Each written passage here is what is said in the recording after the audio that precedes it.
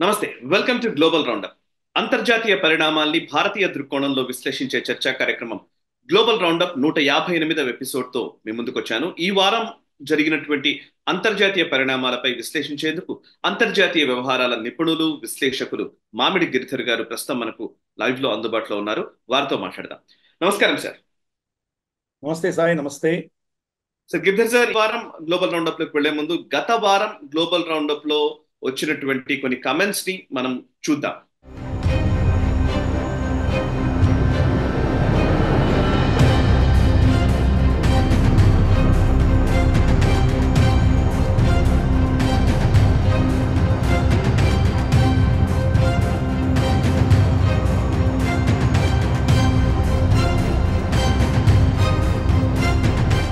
So చూసారు కదా, 157వ episode లోని కొన్ని కమెంట్స్ ని మనం ర్యాండమ్ గా పిక్ చేయడం జరిగింది. వాటిని చూసారు కదా. సో యాక్చువల్లీ మీరు వీలైనంత వరకు కమెంట్ చేసే ప్రయత్నమే చేయండి ప్లీజ్. ఎందుకంటే అది కమెంట్స్ వల్ల ఏంటంటే యూట్యూబ్ అల్గారిథం కూడా కొంత దీన్ని ఎక్కువ మందికి చేరవేసే ప్రయత్నం చేస్తుంది. ఈ వీడియో చూస్తున్నప్పుడే మీరు కమెంట్స్ చేయడం కూడా అవసరము. ఇంకొక విషయం ఏంటంటే వీడియోని లైక్ చేయండి, 10 మందికి షేర్ చేయండి.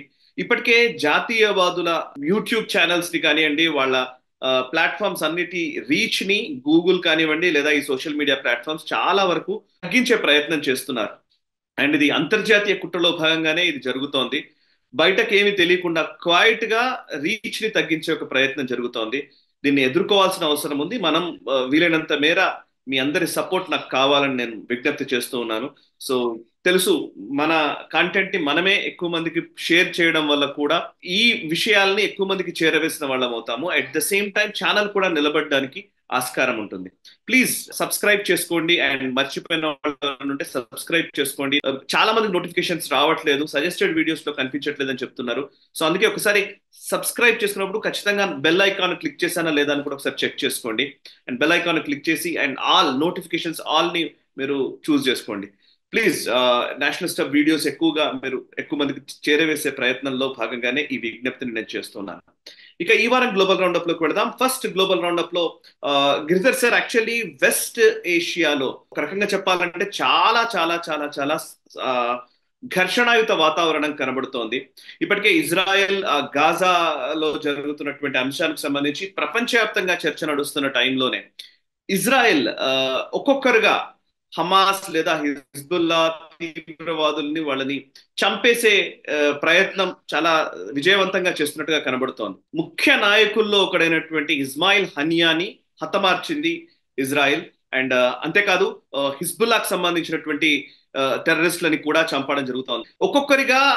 అండ్ యాక్చువల్లీ ఒకవైపు గాజాలో ఒకవైపు యుద్ధం నడుపుతూనే ఇంకొక వైపు కూడా ఈ ఆపరేషన్స్ నిర్వహిస్తూ వస్తున్నారు. అండ్ మొసాద్ చాలా యాక్టివ్ గా పనిచేస్తున్నట్టుగా కనబడుతోంది.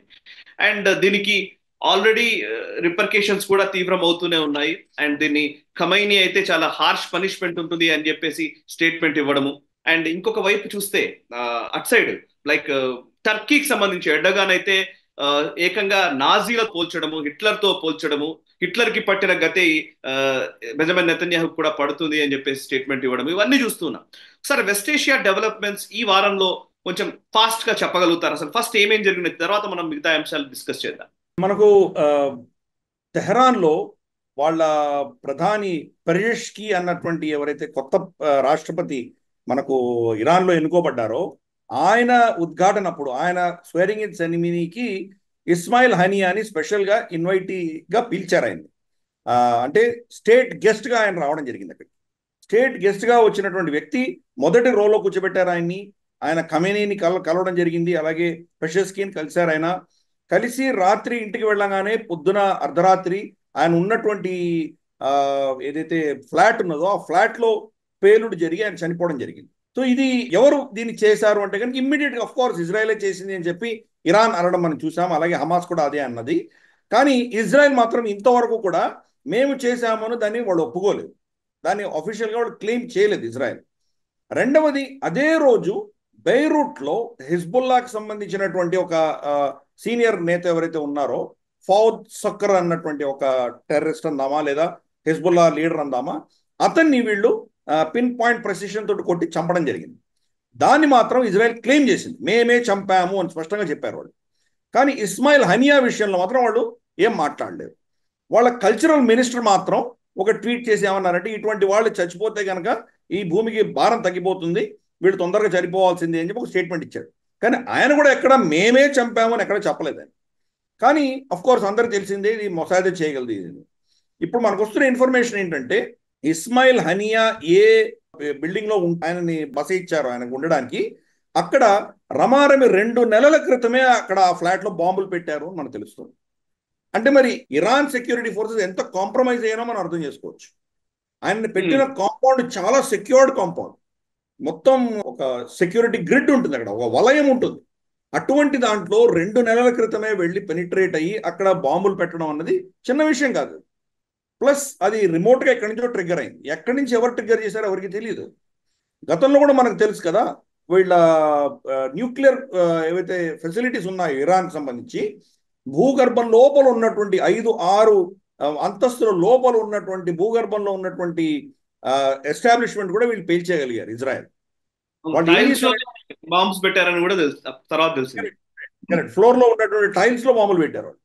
అంటే వీళ్ళ పెనిట్రేషన్ ఎంత డీప్గా ఉందో ఇరాన్లో మనం అర్థం చేసుకోవచ్చు. వాడు తరుచుకుంటే ఖమేనీని కూడా చంపేయచ్చు కావాలంటే వాళ్ళకి, ఎందుకంటే ఈయన చంపగలేదు, ఖమేనీని చంపడం పెద్ద ఇష్యూ కాదు వాళ్ళకి. అలాగే మనం పెజెస్కిని చంపేయచ్చు. బహుశా ఇప్పుడు అందరికీ ప్రశ్నలు పుడుతున్నాయి.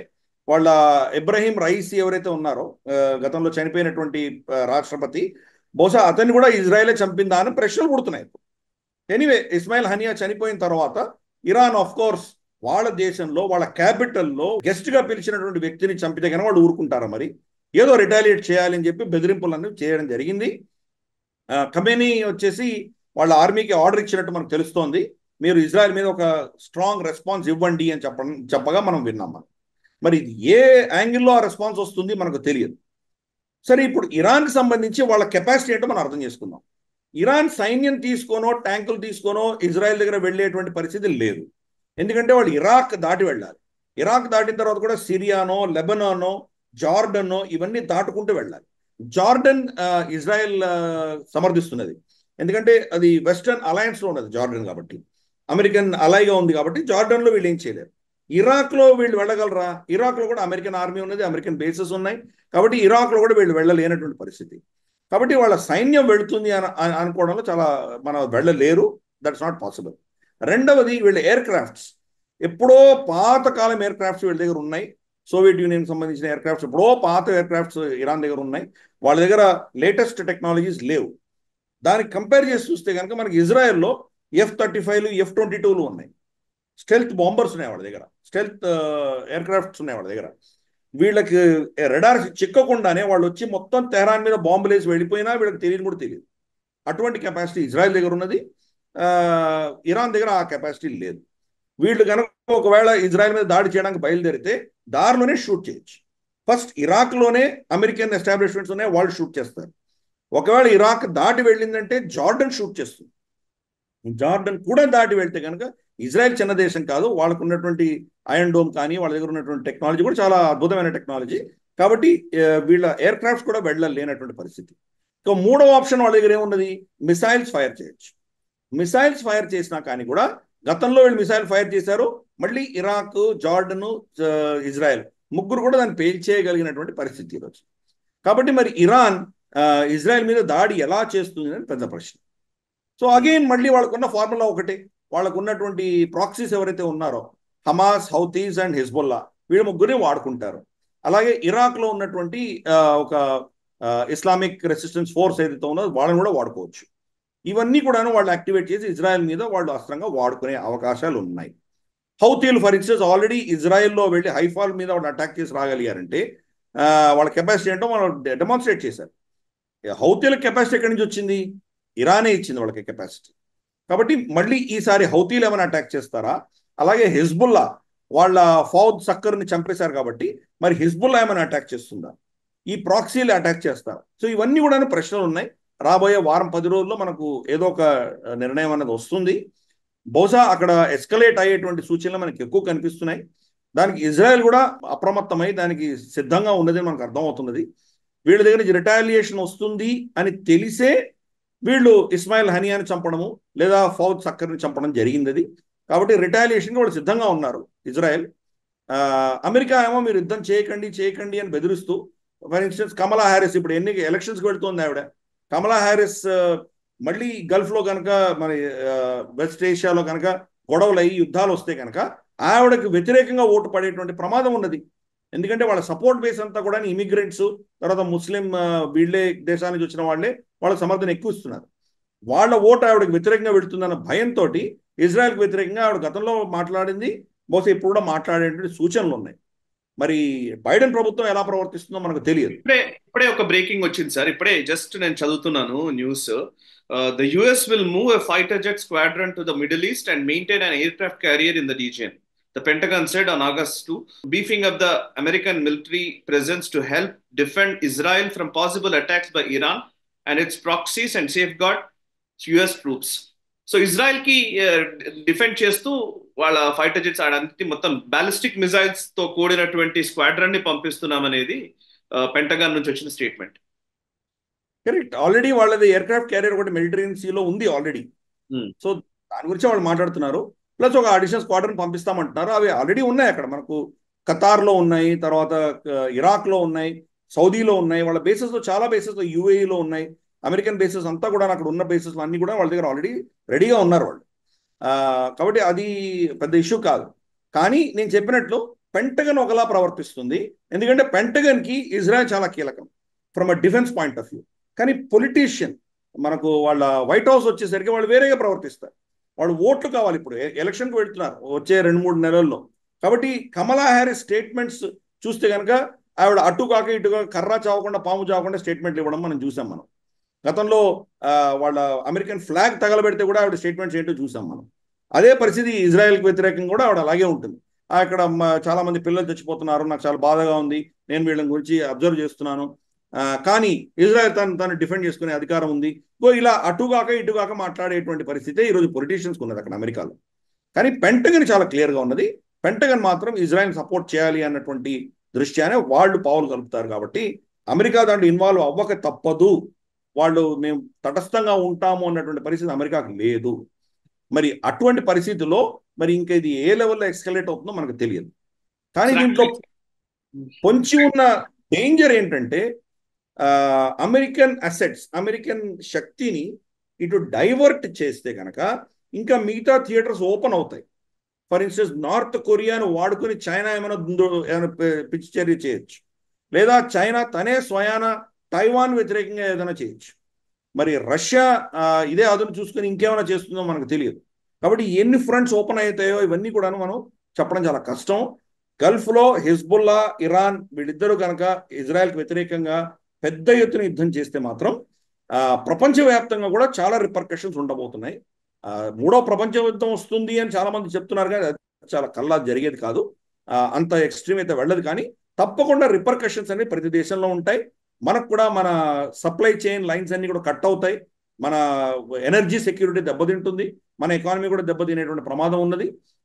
ప్లస్ మనకు ఏదైతే ఇప్పుడున్నటువంటి పరిస్థితుల్లో సెక్యూరిటీ వలయం ఏదైతే ఉందో దీంట్లో కూడా మనం ఏదైనా ఒక సైడ్ తీసుకోవాల్సిన పరిస్థితి రావచ్చు. కాబట్టి ఇవన్నీ కూడాను రాబోయే రోజుల్లో ఎటు వెళ్తాయో చూడాలి. డెఫినెట్గా మంచి రోజులు మాత్రం కాదు. రాబోయే రోజుల్లో కొంత ఉద్రిక్త వాతావరణం మాత్రం మనకు స్పష్టంగా కనిపిస్తుంది. ఓకే, సో యాక్చువల్లీ ఇప్పుడు ఎర్డగాన్ స్టేట్మెంట్ ఒకవైపు ఉంది, నాజీ లీడర్ ఏదైతే హిట్లర్ ఎలాగైతే రెచ్చిపోయారో అలాగే ఇప్పుడు నెతన్యాహు కూడా చేస్తున్నాడు, ఆయనకు కూడా హిట్లర్ కు పట్టిన గతే పడుతుంది అని ఎర్డగాన్ స్టేట్మెంట్ ఇచ్చారు. కౌంటర్ గా ఇజ్రాయెల్ నుంచేమో సద్దాం హుసేన్ లాగా ఎర్డగాన్ బిహేవ్ చేస్తున్నాడని ఇజ్రాయెల్ నుంచి వస్తుంది. సో ఇదొక వైపు ఉంటే నిజానికి ఒలింపిక్స్ కి ఏదైతే ఇజ్రాయెల్ నుంచి అథ్లెట్స్ వెళ్లారో వాళ్ళ రక్షణ అనేది ఇప్పుడు చాలా, వాళ్ళ భద్రత అనేది చాలా సీరియస్ ఇష్యూగానే కనబడుతోంది. చాలా మంది అథ్లెట్స్ కి అక్కడికి వెళుతున్న డెలిగేషన్స్ లో ఉన్న వాళ్ళకి అందరికీ కూడా థ్రెటన్ కాల్స్ వస్తున్నట్టుగా తెలుస్తుంది, చాలా బెదిరింపు కాల్స్ వస్తున్నట్టుగా, బెదిరింపులు వస్తున్నట్టుగా మనకు ఆల్రెడీ సమాచారం ఉంది. అండ్ వాళ్ళకు సెక్యూరిటీ ప్రొవైడ్ చేయడానికి ఒక ఏజెన్సీ, పూర్తిగా ఇజ్రాయెల్ కి సంబంధించిన ఏజెన్సీ కూడా అక్కడ వర్క్ చేస్తోంది సెక్యూరిటీ కోసం. మనకు గుర్తుంది మ్యూనిక్ ఒలింపిక్స్ జరిగిన విధానం మనకు తెలుసు. కేవలం ఇజ్రాయిలీ అథ్లెట్లే వాళ్లే టార్గెట్ గా కూడా టెర్రరిస్ట్ అటాక్ జరిగింది, అప్పుడు చాలా మంది చంపేశారు, అప్పుడు చాలా పెద్ద ఎత్తున విధ్వంసం జరిగింది.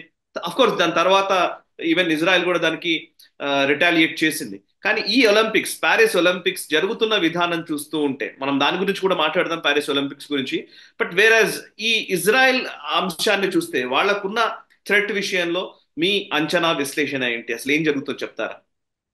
మ్యూనిక్ ఒలింపిక్ లో ఒక పిఎల్ఓ, అప్పుడు పాలస్తీనియన్ లిబరేషన్ ఆర్గనైజేషన్ అనేవాళ్ళు, యాసర్ అరాఫత్ సంబంధించినటువంటి ఏదైతే ఆర్గనైజేషన్ ఉండిందో బ్లాక్ వాళ్ళు మాత్రం సెప్టెంబర్ అనుకుంటాను అది. ఏమండి బ్లాక్ సెప్టెంబర్ అనుకుంటాను అటాక్. కరెక్ట్. అదే అన్నొకటేలేండి, అన్నొకటే అదే. That's what. పేరేదో ముందర పెడతారు అంతే. అదే ఆర్గనైజేషన్ వెనకాల ఫండింగ్ దాని ఐడియాలజీ అంతా ఒకటే కదా. డిఫరెంట్ అదే డిఫరెంట్ ఆర్గనైజేషన్ వాళ్ళు అటాక్ చేస్తారు. అల్టిమేట్ గా it was a Palestinian force which attack. So yes. ఇప్పుడు పాలస్తీనియన్ ఫోర్స్ ఒకటే కాదు, ఈ రోజు పాలస్తీనియన్ ఫ్లాగ్ ను వాళ్ళ జెండాను భుజం మోసుకొని తిరిగే వాళ్ళు తెల్ల జాతి వాళ్ళే చాలా మంది ఉన్నారు.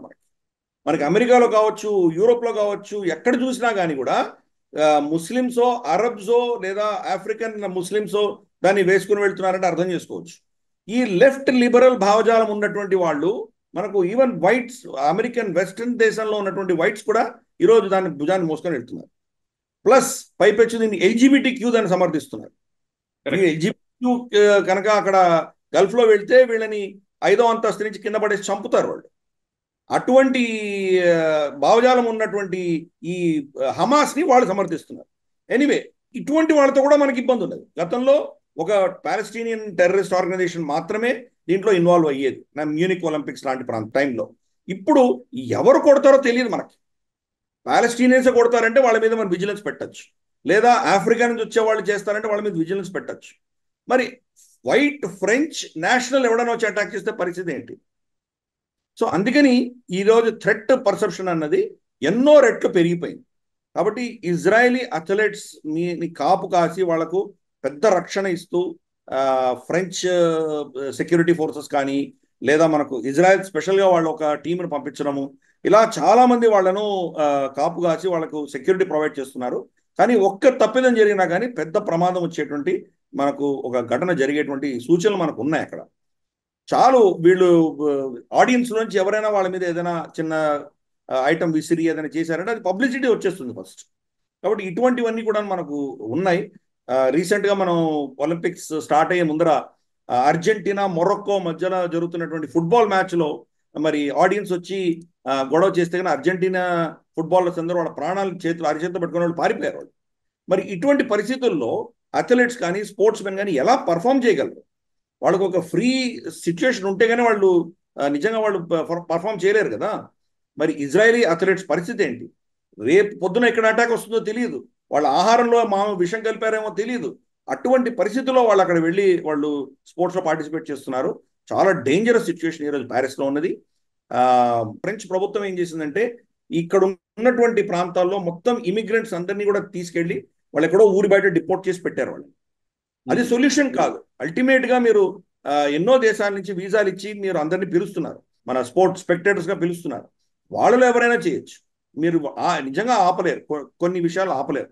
అయినా కానీ ఎంత వీలైతే అంత వాళ్ళు చాలా గ్రిడ్ అనేది టఫ్ గ్రిడ్ పెట్టారు వాళ్ళు. చూద్దాం, హోప్ఫుల్లీ ఈ ఒలింపిక్స్ లో ఎటువంటి ప్రమాదం జరగకుండా సాఫీగా శాంతియుతంగా జరుగుతాయని మనం ఎక్స్పెక్ట్ చేద్దాం. కానీ it is not an easy situation. Israel athletes మాత్రం థ్రెట్ లో మాత్రం ఉన్నారు, భయంకరమైన థ్రెట్ లో వాళ్ళు పాపం పార్టిసిపేట్ చేస్తున్నారు.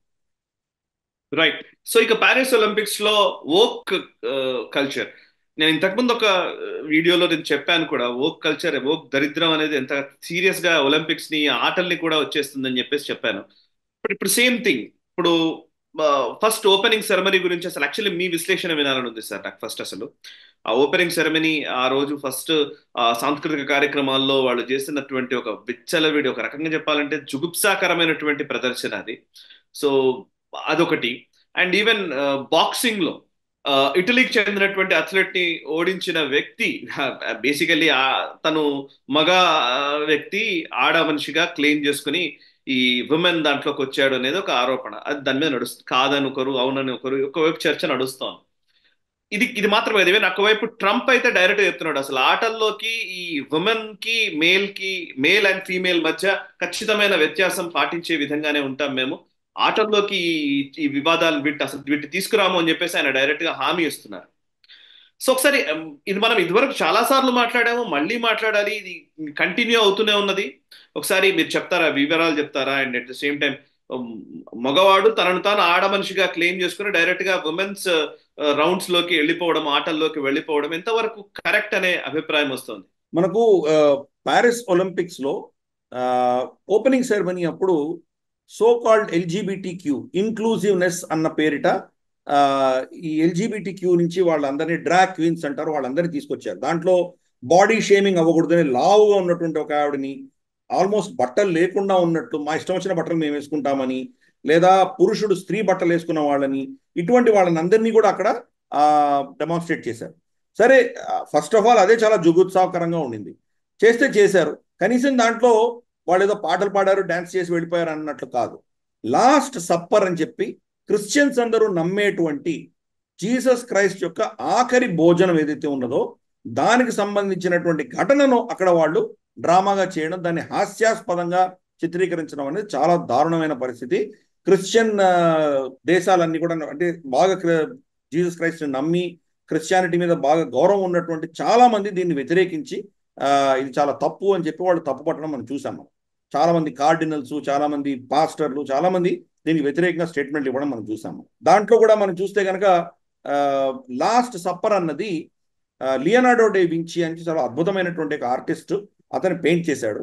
మన సిస్టైన్ చాపల్ అని చెప్పేసి ఒక చాపల్లో ఒక చర్చిలో అతను పెయింట్ చేయడం జరిగింది. జీసస్ క్రైస్ట్ ఆయనను సిలువ వేసేదానికి ముందు రోజు రాత్రి ఆయన విందు చేసినప్పుడు ఆయన శిష్యులు 13 మంది ఉంటారు. ఆ 13 మందిలో ఆయన అంటారు, మీలో ఒకరు నన్ను రోమన్ సైనికులకు పట్టిస్తారు అని చెప్పి ఆయన స్టేట్మెంట్ ఇవ్వడము. దాంట్లో బ్రెడ్ తీసి నా శరీరం అనుకోండి అని చెప్పి స్ప్రెడ్ చేయడము, అలాగే వైన్ ఇది నా రక్తం అనుకోండి అని చెప్పి ఆ శిష్యులకు ఇవ్వడము. ఇదంతా చాలా ఫేమస్ స్టోరీ అనమాట, లాస్ట్ సప్పర్ అని. దాన్ని ఆయన లియనార్డో డా వించి చాలా అద్భుతంగా చిత్రీకరించారు. దాని ఆధారంగా ఈ డ్రామా చేశారు ఎల్జీబీటీక్యూ. ఒక మతాన్ని కించపరిచే దిశగా ఎందుకు చేయాలి? మీరేదో మీ పాటలు మీరు పాడుకోవచ్చు, మీరు డాన్సులు మీరు డాన్స్ చేసుకొని వెళ్ళిపోయి ఉండొచ్చు కదా. ఇది చేయడం వల్ల చాలా దుఃఖసాగరంగా ఉండింది. అది క్రిస్టియన్ ప్రపంచం అంతా కూడా చాలా గుర్రుమని ఉన్నారు, చాలా డిసప్పాయింట్ అయి ఉన్నారు. అది చేయకుండా ఉండవలసింది. ఈ so called liberalism, so called wokeism, ఈ సో కాల్డ్ ఇంక్లూసివిటీ అన్నది ఎక్కడ దాకా వెళ్తుందో మనం చూస్తున్నాం. మనం ఇది అంత చీప్గా చేయవలసిన ఆవశ్యకత లేదు. ఇంకొకరి యొక్క నమ్మకాన్ని గౌరవించి దాన్ని వదిలేయవలసింది. ఇంకేదో మీకు కావాల్సిన పాటలు మీరు పాడుకుంటే బాగుండేది. అన్ఫార్చునేట్లీ ఇది ఓపెనింగ్ సెరమనీలో జరిగినటువంటి ఒక విషాదం, ఇది ఒక తప్పిదం. ఇది రెండవది, మనకు బాక్సింగ్ రింగ్ లో జరిగినటువంటి పరిస్థితి చూస్తే కనుక ఐబిఏ అంటారు, ఇంటర్నేషనల్ బాక్సింగ్ అసోసియేషన్. ఈ అథ్లెట్ ఎవరైతే మనకు అల్జీరియా నుంచి వచ్చారా అన్నదో మనకు తెలియదు. అతన్ని డిస్క్వాలిఫై చేశారు. ఎందుకంటే అతని జెండర్ టెస్ట్ లో ఫెయిల్ అయినందుకు అతన్ని డిస్క్వాలిఫై చేశారు. జెండర్ టెస్ట్ లో ఏం తేలిందంటే అతనికి XY 2 క్రోమోజోమ్స్ ఉన్నాయి అని తేలింది. పురుషులకైతే XY 2 క్రోమోజోమ్స్ ఉంటాయి, స్త్రీలకైతే 2 X క్రోమోజోమ్ మాత్రమే ఉంటాయి. కానీ IOC ఇంటర్నేషనల్ ఒలింపిక్ కౌన్సిల్ ఏం చెప్తోంది? ఆయన పాస్పోర్ట్లో, అమ్మాయి పాస్పోర్ట్లో స్త్రీ అని ఉన్నది, పుట్టుక నుంచి స్త్రీ అవయవాలే ఉన్నాయి తనకు, కాబట్టి స్త్రీనే. స్త్రీ గతంలో ఎన్నో టోర్నమెంట్స్లో పార్టిసిపేట్ చేసి చాలా టోర్నమెంట్స్లో ఓడిపోయింది, ఎప్పుడు కూడా గెలవలేదు. లాస్ట్ ఒక్క టోర్నమెంట్లో ఫైనల్స్కి వచ్చి ఫైనల్స్కి ఓడిపోయింది. ఇప్పుడు ఒలింపిక్లో మాత్రమే మీరు ఎందుకు ఆక్షేపణ చెప్తున్నారు? గతంలో ఇన్ని స్పోర్ట్స్, ఇన్ని బాక్సింగ్, ఉమెన్స్ బాక్సింగ్లో పార్టిసిపేట్ చేసినప్పుడు మీరు ఎందుకు మాట్లాడలేదు? ఇది ఆ వ్యక్తిని కించపరిచినట్లు అవుతుంది అని చెప్పి IOC స్టేట్మెంట్. ఆ అమ్మాయి సమర్థనగా నిలబడ్డారు. ఇప్పుడు డొనాల్డ్ ట్రంప్ కావచ్చు, ఎలాన్ మస్క్ కావచ్చు, మనకు JK రౌలింగ్ కావచ్చు, వీళ్ళందరూ కూడాను ఇది చాలా తప్పిది. ఒక స్త్రీ శక్తి ఎందుకంటే 45 సెకండ్స్లోనే ఆ అమ్మాయి ఇటాలియన్ బాక్సర్ విత్డ్రా చేసుకోవాల్సి వచ్చింది. ఎందుకంటే 2-3 పంచులు తగిలేసరికి నా జీవితంలో ఇన్ని బాక్సింగ్ చేశాను, ఏ స్త్రీ కూడా నన్ను ఇంతగా కొట్టలేదు, కాబట్టి నేను ఇక తట్టుకోలేదని చెప్పి ఆ అమ్మాయి విత్డ్రా చేసుకుంది. కాబట్టి మరి ఇటువంటి మేల్ క్రోమోజోమ్స్ ఉన్నటువంటి వ్యక్తిని తీసుకొచ్చి మీరు బరిలో దించితే పరిస్థితి ఏమవుతుంది? కాబట్టి దీనికి సంబంధించి ఏదో ఒక నిర్ణయం కావాలి. IOC కావచ్చు, లేదా ఇతరత్ర స్పోర్ట్స్ బాడీస్ కావచ్చు, నిర్ణయించాలి. రేపటి రోజు నేను స్త్రీని అని చెప్పి డిక్లేర్ చేసేసుకొని ఆడబట్టలు వేసేసుకొని స్విమ్మింగ్లోనో లేకపోతే టెన్నిస్లోనో క్రికెట్లోనో మగవాళ్ళు వెళ్ళి ఆడితే వాళ్ళ పరిస్థితి ఏంటి? ఆడవాళ్ళు దాన్ని తట్టుకోలేరు కదా పరిస్థితి. కాబట్టి ఇది ఒక పెద్ద ప్రశ్న. నిజంగా దీనికి సమాధానం కావాలి. వెస్ట్లో ఇది చాలా విచ్చలవిడిగా నడుస్తున్నది. ఇది విశృంఖలత్వం అన్నది అక్కడ చూస్తున్నాం మనం. దీనికి ఏదో సమాధానం తప్పకుండా వాళ్ళు పరిష్కారం తీసుకురావాలి. బహుశా ఎల్జీబీటీ క్యూకి సపరేట్గా మీరు పెట్టండి ఒలింపిక్స్. పురుషులు స్త్రీలతోటి వాళ్ళు పార్టిసిపేట్ చేయకుండా ఇంకో మూడో కేటగిరీ పెట్టండి. పురుషులుగానే పార్టిసిపేట్ చేయాలి, స్త్రీలుగానే పార్టిసిపేట్ చేయాలి. ఈ రెండు కాకుండా ఏదైనా క్వశ్చన్ మార్క్ ఉన్న వాళ్ళని క్యూయర్ స్పోర్ట్స్ అని వేరే పెట్టండి. వాళ్ళు వీళ్ళతో పాటు పోల్చడం చాలా తప్పు. దీంట్లో ఒక చాలా విశేషమైన పరిస్థితి ఏంటంటే, స్త్రీలు తమను తాము పురుషులుగా భావించేటువంటి స్త్రీలు ఎవరు కూడా పురుషుల కేటగిరీలో కంటెస్ట్ చేయట్లేదు. ఒక పురుషులు మాత్రమే మేము స్త్రీలు అనుకుంటున్న వాళ్ళు స్త్రీ కేటగిరీలో కంటెస్ట్ చేస్తున్నారు. అంటే బలహీనుల మీద వీళ్ళు డామినేట్ చేస్తున్నారే కానీ మేము పురుషులు అనుకున్నటువంటి స్త్రీలు ఎవరు కూడా పురుషుల దాంట్లో కేటగిరీలో కంటెస్ట్ చేయట్లేదు. సో ఇదంతా కూడా చాలా డేంజరస్ ట్రెండ్స్. మనకు రాబోయే తరాల్లో మరి ప్రపంచం ఎటు వెళుతుంది అనేది చాలా ప్రశ్నార్థకంగా ఉన్నది. ఈ ఎల్జీబీటీ క్యూ, ఈ సమర్థనలు, ఇవన్నీ కూడా ఈ వోక్ కల్చర్ అన్నది ఐ థింక్ నువ్వు కూడా ప్రోగ్రామ్ చేసినట్టున్నావు ఆల్రెడీ. మనం కూడా గతంలో కొన్ని ప్రోగ్రామ్స్ డిస్కస్ కూడా చేసాం మనం. వోక్ కల్చర్ అన్నది వెస్టర్న్ ప్రపంచాన్ని కంప్లీట్గా కుదేల్చేస్తున్నది. భారతదేశంలో కూడా మొదలైంది ఇది. మన పెద్దలు కూడా, మన పేరెంట్స్ కూడా వాళ్ళ పిల్లలు స్కూళ్ళకి, కాలేజీకి, అలాగే ఇక్కడ ఉన్నటువంటి కొత్త కొత్త కంపెనీలు, ఐటీ కంపెనీల్లో వెళ్తున్న వాళ్ళు కూడా అప్రమత్తంగా ఉండాలి. అక్కడ జరుగుతున్నటువంటి ఈ వోక్ కల్చర్ ప్రభావం మన మీద కూడా పడుతున్నది కాబట్టి మనం కూడా చాలా కేర్ఫుల్గా ఉండాలి. ఇక నెక్స్ట్ అంశం సార్, పాకిస్తాన్కి వెళదాం సార్. పాకిస్తాన్లో చాలా సీరియస్ డెవలప్మెంట్స్ కనబడుతున్నాయి. అందులో గ్వాదర్లో నిరసనలు హోరెత్తుతూ ఉన్నట్టుగా కనబడుతోంది. ఒకసారి గ్వాదర్లో జరుగుతున్నటువంటి నిరసనల గురించి వివరాలు తెలియజేస్తారా? బలూచిస్తాన్ కి సంబంధించి వాళ్ళు విపరీతమైన డిమాండ్ తీసుకొస్తున్నారు. అన్రెస్ట్ అయితే కొనసాగుతుంది. నాకు తెలిసి గ్లోబల్ రౌండప్ స్టార్ట్ చేసిన టైం నుంచి ఇప్పటి వరకు అడపాదడపా ఏదో ఒక సందర్భంలో ఏదో ఒక విధంగా బలూచిస్తాన్ వార్తల్లో నిలుస్తూనే వస్తోంది. ప్రపంచ, ఇంకా నిజంగా చెప్పాలంటే వెస్టర్న్ వరల్డ్ పెద్దగా దృష్టి పెట్టట్లేదు అనే నా అభిప్రాయం. సో మనం డిస్కస్ చేస్తూ పోతూ ఉన్నాం చాలా విషయాలపైన. సో బలూచిస్తాన్ లో జరుగుతున్నటువంటి ఈ నిరసనల గురించి ఫస్ట్ చెప్పండి సార్, అండ్ మిగతా అంశాలకు నెక్స్ట్ వెళదాం మనం. మనకు డాక్టర్ మెహరాన్ బలూచ్ అన్నటువంటి ఒక స్త్రీ, ఆవిడ గతంలో ఒక లాంగ్ మార్చ్ చేసి కలాత్ నుంచి, బలూచిస్తాన్లో ఉన్నటువంటి కలాత్ నుంచి ఇస్లామాబాద్ దాకా వేల మందిని తీసుకుని వెళ్ళింది ఆవిడ. ఇస్లామాబాద్లో అక్కడ ధర్నా చేసి మిస్సింగ్ పర్సన్స్, పాకిస్తానీ ఏజెన్సీస్ ఏం చేస్తున్నాయంటే అక్కడ ఉన్నటువంటి పురుషులని రాత్రి వచ్చి వాళ్ళని పట్టుకొని తీసుకువెళ్ళిపోవడము, తర్వాత వాళ్ళు ఎక్కడికి వెళ్ళారో, ఎక్కడ మాయమైపోయారో ఎవరికి తెలియట్లేదు. మెహరాన్ బలూచ్ తండ్రి కూడా అలాగే మాయమైపోయారు. ఏమయ్యాడు, ఆయన బతుకున్నారో చనిపోయారో కూడా ఎవరికి తెలియదు. ఇలా ఎంతో మంది పురుషులని, స్త్రీలను కూడా, కొంతమంది స్త్రీలు అలాగే చాలా మెజారిటీ పురుషులని ఎత్తుకొని పోతున్నారు. వాళ్ళు బతుకున్నారా, చంపేశారా వాళ్ళని కూడా తెలియదు. మనకి వాళ్ళ అవయవాలని మరి చైనాకు అమ్మేశారా తెలియదు. కనీసం చనిపోయారని తెలిస్తే ఏదో జనాజా లాంటివేవో పూజలు చేసుకుంటారు, ఏదో చేస్తారు. వాళ్ళు బతుకున్నారో చనిపోయారో కూడా తెలియనటువంటి పరిస్థితి, అలాంటి వేల కేసులు ఉన్నాయి. కాబట్టి దానికి నిరసనగా వీళ్ళు ఏమయ్యారో మాకు చెప్పండి అని చెప్పి వాళ్ళు అక్కడికి ఇస్లామాబాద్కి గతంలో వెళ్ళారు. ఇప్పుడు కూడా వాళ్ళు ఏం చేస్తున్నారంటే గ్వాదర్లో మా వనరులన్నీ కొల్లగొట్టి మీరు మా హక్కులను మీరు హరిస్తే కనుక దాన్ని మేము సహించము అని నిరసన వాళ్ళు మొదలుపెట్టారు. ఒక పెద్ద ర్యాలీ చేద్దామని చెప్పి వాళ్ళు బయలుదేరారు. ర్యాలీలో 10 లక్షల పైబడి మనుషులు వచ్చారు.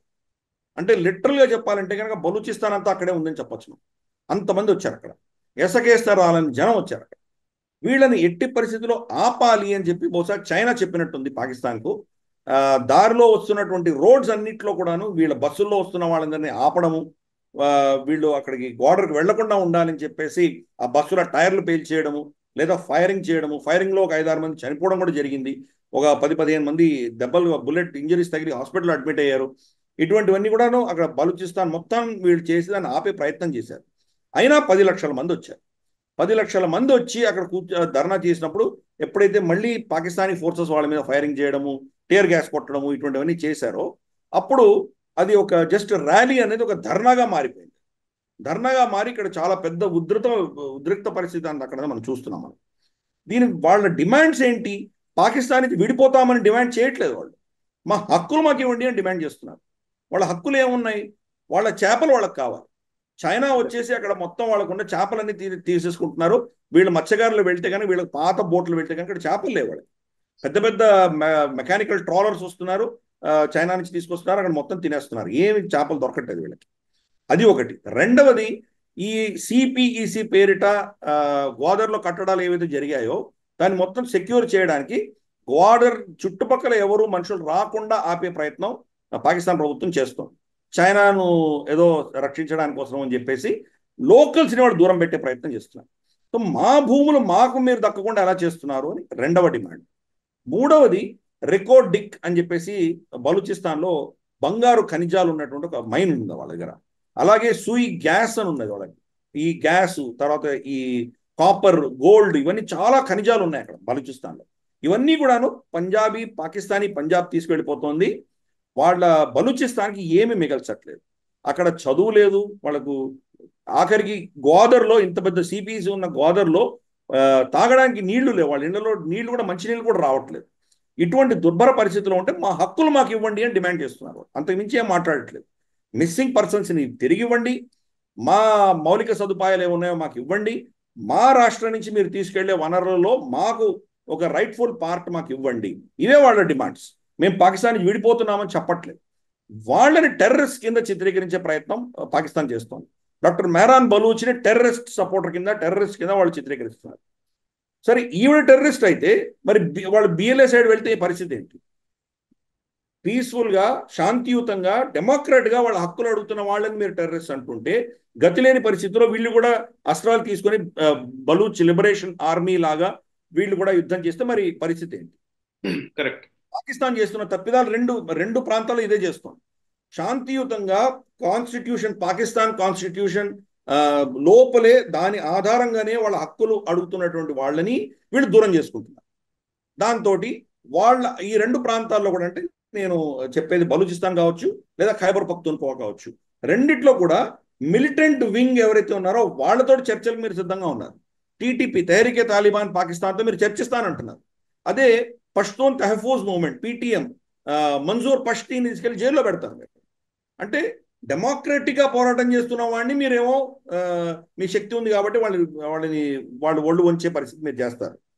కానీ మీ వ్యతిరేకంగా అస్త్రం పట్టుకున్న వాడితో మీరు చర్చలు చేస్తారు. సో ఎంత దారుణమైన పరిస్థితి పాకిస్తాన్లో చూస్తున్నాం మనం. సో డెమోక్రసీ అన్నది లేదు. పాకిస్తాన్, పంజాబ్ ఏది డిసైడ్ చేస్తే అదే పాకిస్తాన్. సో దానికి వ్యతిరేకంగానే వీళ్ళు ఉద్యమం చేస్తున్నారు. వీళ్ళు అన్ఫార్చునేట్లీ దాన్ని వాళ్ళ ప్రెస్ కానీ వాళ్ళంతా సెన్సర్ చేశారు. ఇన్ఫ్యాక్ట్ వాళ్ళ పంజాబీ జర్నలిస్ట్స్ ఇదంతా రా చేస్తోంది, రా సమర్థంతో జరుగుతోంది, ఫండింగ్ అంతా రా ఇస్తోంది అని వాళ్ళు వేరే యాంగిల్ తీసి వీళ్ళందరినీ కూడా దేశద్రోహులుగా చిత్రీకరించే పరిస్థితి చేస్తున్నారు. వాళ్ళు మీ దేశంలో మీ చట్టానికి అనుగుణంగా చట్టాన్ని గౌరవించమని కోరుతున్నటువంటి శక్తులకు వ్యతిరేకంగా మీరు వెళితే వాళ్ళు మీ దేశమే వద్దు అన్నంత వరకు మీరు వాళ్ళని తీసుకెళ్తున్నారు. ఇది అక్కడ సేమ్ థింగ్. పాకిస్తాన్ ఆక్రమిత గిల్గిట్ బాల్టిస్తాన్ లో కూడా ఇదే పరిస్థితి. ఈవెన్ చైనా నుంచి ట్రేడ్ చేస్తున్నటువంటి కుంజరా పాస్ నుంచి వస్తున్నటువంటి వస్తువుల మీద టాక్సేషన్ ఎక్కువ వేస్తున్నారనేది. So actual Gilgit Baltistan court కూడా చెప్పినప్పటికీ కూడా ఆ ట్యాక్స్లు అలాగే కలెక్ట్ చేస్తున్నారని అక్కడ కూడా నిరసనలు కొనసాగుతున్నాయి. యాక్చువల్లీ నిజానికి పీఓజేకేలో కూడా ఇదే పరిస్థితి. పీఓజేకే మొత్తం ఇంతకుముందు మనం మాట్లాడుతూనే ఉన్నాం. అటు బలూచిస్తాన్ లో ఇదే పరిస్థితి, ఇటు ఇక్కడ అదే పరిస్థితి. ఈవెన్ ఖైబర్ పఖ్తూన్ఖ్వాలేమో ఒకవైపు తెహ్రీకే తాలిబాన్ కి సంబంధించినటువంటి యాక్టివిటీస్. పాకిస్తాన్ లో ఇంత ఇంట్రెస్ట్ ఉన్నప్పటికీ వాళ్ళు మేనేజ్ చేస్తున్నారంటే నిజంగా ఒక రకంగా ఇది ఎలా జరుగుతుందో కూడా చూడాలి. అంటే వాళ్ళ సమాజం మొత్తం క్షీణిస్తున్నది. ఈ ప్రతి అంగము క్షీణిస్తున్నది వాళ్ళది. ఇన్ఫ్యాక్ట్ ఖైబర్ పఖ్తూన్ఖ్వాలో ఒక చాలా అతి కిరాతకమైనటువంటి దారుణమైన పరిస్థితి గత వారంలో జరిగింది. పరాచినార్ అని చెప్పి ఒక ఊరుంది. పరాచినార్ అన్నది ఖైబర్ పఖ్తూన్ఖ్వాలో ఒక చిన్న లోయలో ఒక ఊరది. ఆ ఊరు నుంచి యాక్చువల్గా చూస్తే కనుక అద్భుతమైనటువంటి సీనరీ ఉంటుంది. అది భారతదేశంలో ఉంటే కనుక అది షిమ్లా, కుల్లు, మనాలి లాగా చాలా ఫేమస్ అయి ఉండేది. పరాచినార్ అన్నది ఆఫ్ఘనిస్తాన్కి అతి దగ్గరగా ఉన్నటువంటి పట్టణం. పరాచినార్ అన్న ఊరు స్టార్ట్ చేసిందే షియాలు స్టార్ట్ చేశారు. సరే, సున్నీల మెజారిటీ ఉన్నారు కానీ షియాలు అక్కడ కొంత సిగ్నిఫికెంట్ పార్ట్ ఉన్నారు అక్కడ.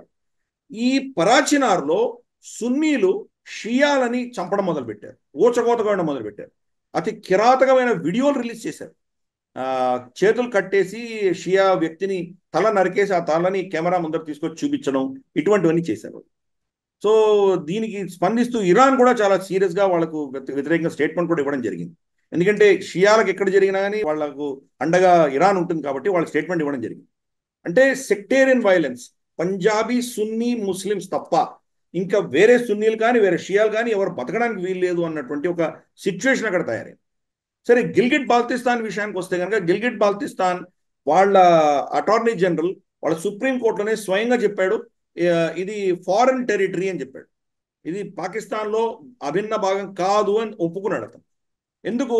పాకిస్తాన్ కాన్స్టిట్యూషన్లో 4 స్టేట్స్ వాళ్ళు మెన్షన్ చేశారు: పంజాబ్, సింధ్, బలూచిస్తాన్, ఖైబర్ పఖ్తూన్ఖ్వా. ఈ 4 ప్రాంతాలు మాత్రమే యాక్చువల్ పాకిస్తాన్. ఈ పిఓజేకేని వాళ్ళు ఆజాద్ జమ్మూ కాశ్మీర్ అని పిలుస్తారు. అలాగే గిల్గిట్ బాల్తిస్తాన్ని గతంలో నార్దర్న్ ఏరియాస్ అని పిలిచేవాళ్ళు, ఇప్పుడు దాన్ని గిల్గిట్ బాల్తిస్తాన్ అంటున్నారు. వీళ్ళిద్దరికీ కూడాను పాకిస్తాన్ చట్టంలో ఎటువంటి దాని గురించి చెప్పబడలేదు. వీళ్ళు ఈ ప్రాంతాల గురించి వాళ్ళకి ఎలా అడ్మినిస్ట్రేట్ చేయాలన్నది కూడా ఎవరికీ తెలియదు. ప్రైమ్ మినిస్టర్కు ఉన్న అధికారాల ప్రకారం తను ఏదో చేస్తున్నాడు. ఒక సర్క్యూటస్ రూట్లో ఈ రెండింటినీ వాళ్ళు చేస్తున్నారు. వాళ్ళు ఏం చెప్తున్నారంటే మమ్మల్ని 5th ప్రావిన్స్గా డిక్లేర్ చేయండి అని గిల్గిట్ బాల్తిస్తాన్ డిమాండ్ చేస్తుంది. 5th ప్రావిన్స్గా డిక్లేర్ చేస్తే అక్కడ కూడా ఎన్నికలు ఉంటాయి, వాళ్ళు కూడా అసెంబ్లీలో పార్లమెంట్లో కూర్చోవచ్చు, వాళ్ళకు కూడా ఏదో హక్కులు ఉంటాయి, కాబట్టి దాన్ని డిమాండ్ చేస్తున్నారు. కానీ సుప్రీంకోర్టు కానీ పాకిస్తాన్ గవర్నమెంట్ కానీ ఇది ఇచ్చే పరిస్థితిలో లేదు. ఎందుకంటే ఒకసారి వాళ్ళు కానీ 5th దీని కింద డిక్లేర్ చేశారంటే వాళ్ళ ఎంటైర్ కశ్మీర్ నేరేటివ్ అంతా కూడా ఫెయిల్ అవుతుంది. అందుకని వాళ్ళు ఏం చేయట్లేదు. ఇలా ఉండగా కుంజరప్ పాస్ నుంచి CPC, China Pakistan economic corridor గుండా వస్తున్నటువంటి వాణిజ్యం ఏదైతే ఉందో, చైనా నుంచి వస్తున్నటువంటి గూడ్స్ కానీ, ఇక్కడి నుంచి అక్కడ వెళ్తున్న గూడ్స్ కానీ, వాటి మీద సెంట్రల్ గవర్నమెంట్ ట్యాక్సులు వేస్తుంది. సో వాళ్ళు ఏమన్నారంటే ఇక్కడ ట్యాక్సులు వేయకండి, ట్యాక్సులు వేస్తే మేము తట్టుకోలేము, మీరు ట్యాక్సులు వేయకండి అని లోకల్ చాలా కాలంగా అజిటేట్ చేస్తున్నారు. వాళ్ళ హైకోర్టు కూడా, గిల్గిట్ బాల్తిస్తాన్ హైకోర్టు కూడా ట్యాక్సులు వేయకండి అని ఆర్డర్ ఇవ్వడం జరిగింది. సో ఇప్పుడు ఆ ఆర్డర్ని ఇంప్లిమెంట్ చేయమని చెప్పి వాళ్ళు ధర్నాలో కూర్చోవడంతో సిపిఈసిని మొత్తం వాళ్ళు స్తబ్దం చేశారు, దాన్ని మొత్తం ఆపేయగలిగారు. 7-8 రోజుల నుంచి అక్కడ ట్రేడ్ అన్నది ఆగిపోయింది చైనా నుంచి. ఒక సైడ్ ఏమో చైనా నుంచి ఇంకా ట్రేడ్ పెంచాలి, వాళ్ళ దగ్గర నుంచి ఇన్వెస్ట్మెంట్స్ కావాలి అని షెహబాజ్ షరీఫ్ వీళ్ళందరూ ప్రయత్నాలు చేస్తుంటే, ఇంకో సైడు వాళ్ళ దేశంలోనే వాళ్ళ అధీనంలో ఉన్నటువంటి ప్రాంతాల్లోనే చైనా నుంచి ట్రేడ్ లేకుండా వాళ్ళు ఆపేసుకోగలిగారు. ఇంకొక సైడు బలూచిస్తాన్లో బార్డర్లో సిపిసికి వ్యతిరేకంగా అక్కడ నినాదాలు జరుగుతున్నాయి. పాకిస్తాన్ ఎటు పోవాలో అర్థం కాక వాళ్ళు సతమతం అవుతున్నారు. షహబాజ్ షరీఫ్ ఏమో చైనాకి లెటర్ రాశాడు. ఆయన $16 బిలియన్ వీళ్ళు అప్పులు ఏవైతే ఉన్నాయో వచ్చే సంవత్సరం 2 సంవత్సరాలు కట్టాలి, దానిని మీరు పోస్ట్ పోన్ చేయండి, దాన్ని రీషెడ్యూల్ చేయండి అని చెప్పి అర్థించడం ఆయన ఒక లెటర్ రాశాడు వాళ్ళకు. మరి ఒక సైడ్ మీరు ఇదేమో చైనాని ఇది కోరుతున్నారు, రెండో సైడ్ ఏమో చైనా నుంచి వాణిజ్యం లేకుండా మీ వాళ్ళే ఆపేసుకుంటున్నారు. సో పాకిస్తాన్ నిజంగా దాన్ని ఏమంటారంటే అడకత్తెరలో ఇరుక్కున్నటువంటి పరిస్థితి ఈరోజు పాకిస్తాన్ది. బార్డర్ బలూచిస్తాన్లో వాళ్ళకు శాంతి లేదు, గిల్గిట్ బాల్తిస్తాన్లో శాంతి లేదు, వాళ్ళకు ఖైబర్ పఖ్తూన్ఖ్వాలో శాంతి లేదు. కాబట్టి చాలా దారుణమైన పరిస్థితిలో ఈరోజు పాకిస్తాన్ ఇరుక్కొని ఉన్నది. చైనా వాళ్ళకు వార్నింగ్ ఇచ్చినట్టు మనకు తెలుస్తోంది. చైనీస్ అంబాసిడర్, పాకిస్తాన్లో అంబాసిడర్ ఒక స్టేట్మెంట్ ఇచ్చారు. ఆయన ఈ సిచ్యువేషన్ మేము ఒప్పుకోము, దీన్ని కంట్రోల్లో తీసుకోక తప్పదు మీరు అని చెప్పారు. సో చైనా భావజాలంలో, చైనా ఆలోచన దృక్పథంలో కంట్రోల్ తీసుకోవాలంటే ఏం చేయాలి? ప్రజలను చంపడం తప్ప వాళ్ళకి ఏం తెలియదు. కాబట్టి రక్తపాతం చేయమని వాళ్ళు ఒక విధమైనటువంటి ఇండికేషన్ ఇస్తున్నారు. కాబట్టి రాబోయే రోజుల్లో మరి ఈ ప్రాంతాలంతా మరి ఎంత రక్తసిక్తం అవుతాయో తెలియదు. తప్పకుండా పాకిస్తాన్ సైన్యానికి వ్యతిరేకంగా రెసిస్టెన్స్ మాత్రం విపరీతంగా ఉన్నది. డెమోక్రటిక్గా పోరాడుతున్న వాళ్ళని కూడా మీరు వ్యతిరేకిస్తే మరి వాళ్ళ అస్త్రాలు తీసుకున్నప్పుడు మీరు ఏమవుతారో టీటీపీని వీళ్ళందరూ చూపించారు, బిఎల్ఏ మీకు చూపించారు. చూద్దాం రాబోయే రోజుల్లో మరి పాకిస్తాన్లో ఇంకా ఎంత దారుణంగా పరిస్థితి తయారవుతుందో వేచి చూడాలి.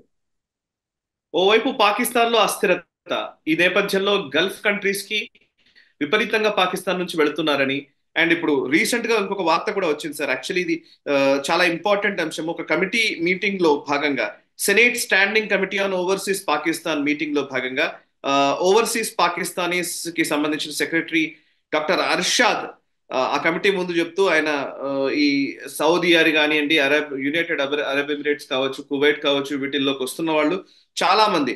సో ప్రతి సంవత్సరం ఆల్మోస్ట్ 0.6 మిలియన్ టు 0.8 మిలియన్స్ వరకు వస్తున్నారు ఈ కంట్రీస్ కి వర్కర్స్ గా. బట్ తిరిగి వెళుతున్న వాళ్ళు కేవలం 2 లక్షల నుంచి 3 లక్షల మంది మాత్రమే అనేది నంబర్ చెప్తున్నారు. అండ్ అంతేకాదు, వెళ్ళడం మాత్రమే కాదు, అక్కడ ఉన్న వాళ్ళు ఏం చేస్తున్నారు అని అంటే, ఈ మక్కా మదీనా యాత్రలకు వచ్చే దగ్గర అడుక్కు తిరగడము, బెగ్గర్స్ గా మారడము, లేకపోతే ఆడవాళ్ళ మీద అసభ్యకరమైనటువంటి వీడియోలు చేయడము, ఇట్లాంటివి చేస్తున్నారు. సో మీ మీ దేశ పౌరులకి మీరు ఎలా ఉండాలో నేర్పించాలి అన్నట్టుగా ఆ కమిటీ ముందు అభిప్రాయం వ్యక్తం చేసినట్టుగా కనిపించింది. సో బేసికల్లీ పాకిస్తానీస్ పాస్పోర్ట్ విలువ తగ్గడం ఒకవైపు అయితే, వాళ్ళ విషయంలో జుగుప్స కూడా మొదలవుతుంది.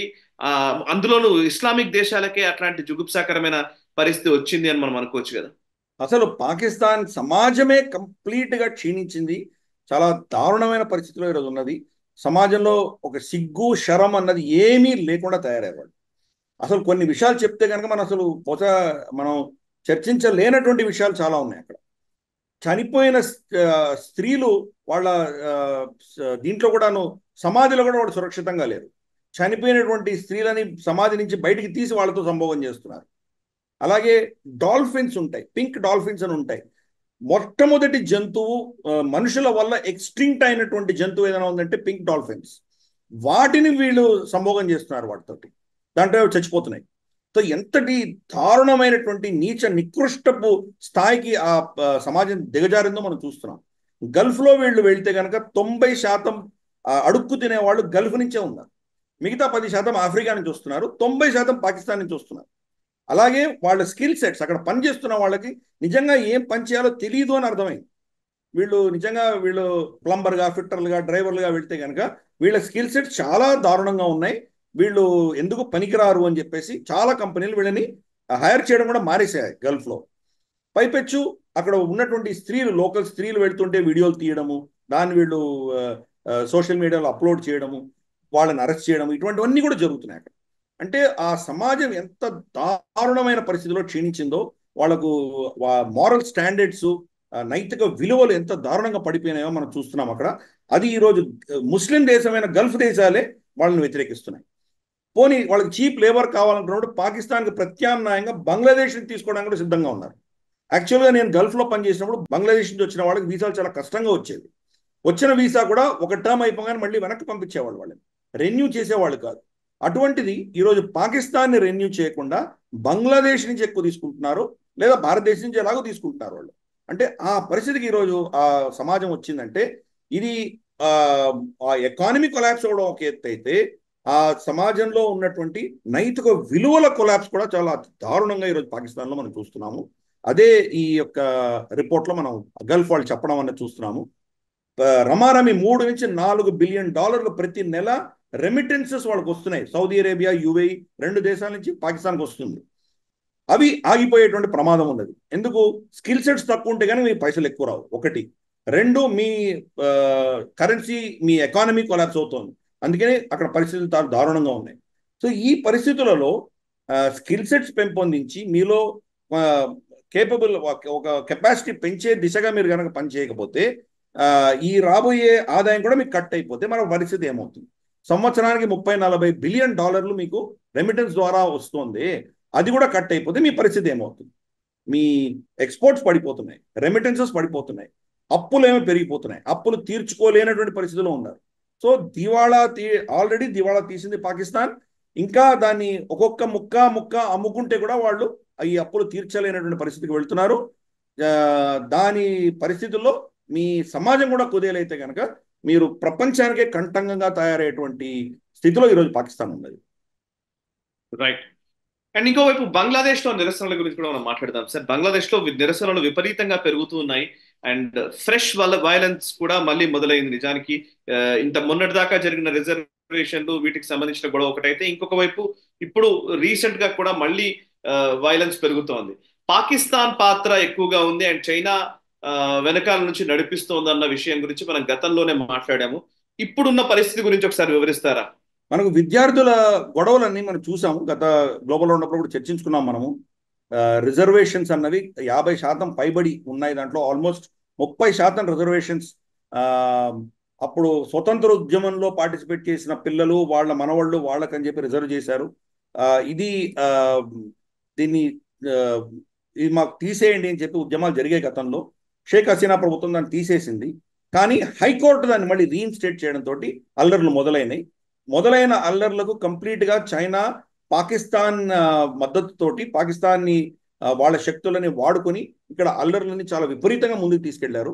అప్పుడు షేక్ హసీనా ప్రభుత్వం ఎవరెవరిని అరెస్ట్ చేసిందో, ఉద్యమకారులని, స్టూడెంట్ లీడర్స్ని అరెస్ట్ చేసిందో, వాళ్ళని విడుదల చేయాలి అని చెప్పి మళ్ళీ ఇప్పుడు సెకండ్ రౌండ్లో అజిటేషన్స్ మొదలయ్యాయి.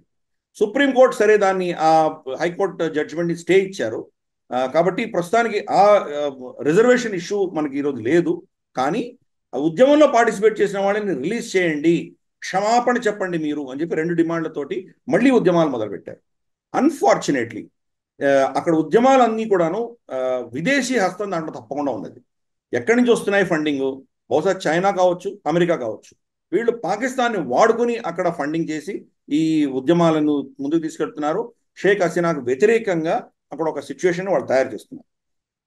ఇప్పుడు ఏమైందంటే ఫస్ట్ టైం అయితే నిజంగానే స్టూడెంట్స్కి ప్రాబ్లమ్స్ ఉండినాయి, రిజర్వేషన్స్కి వ్యతిరేకంగా చేశారు.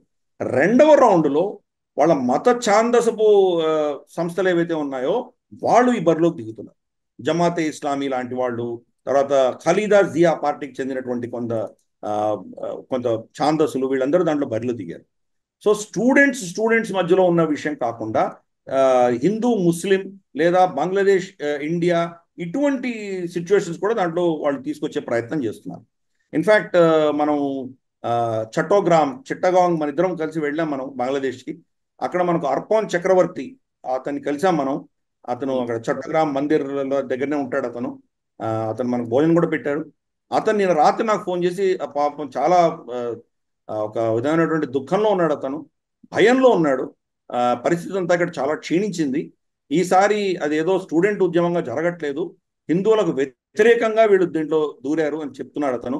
లేటెస్ట్గా వచ్చిన ఇన్ఫర్మేషన్ ఏంటంటే ఒక హిందూ పోలీస్ ఆఫీసర్ని వీళ్ళు చంపేశారు. అతను సరే పోలీస్ డ్యూటీలో ఉన్నాడు, అతన్ని చంపేయడం జరిగింది. హిందూ కాబట్టి టార్గెట్ చేసి చంపారు, ఇంకో ముస్లిం పోలీస్ ఆఫీసర్ని టార్గెట్ చేయలేదు వాళ్ళు. అలా హిందువులకు వ్యతిరేకంగా అక్కడ చాలా భయంకరమైన పరిస్థితి ఈరోజు బంగ్లాదేశ్లో ఉన్నది. భారత ప్రభుత్వం కూడా అడ్వైజరీ ఇచ్చింది, ఆ దేశానికి ఎవరు వెళ్ళకండి అని అడ్వైజ్ ఇవ్వడం జరిగింది. సరే మన అంబాసిడర్ వెళ్ళి షేక్ హసీనాని కలిశారని మనకు తెలుస్తోంది. మనం చెప్పగలం, అంతకుమించి మనం ఏం చేయగలం? హిందువులను కాపాడండి అని చెప్పగలం, కానీ భారత ప్రభుత్వం ఏం చేయట్లేదు, అంతకుమించి చేసే పరిస్థితిలో లేము.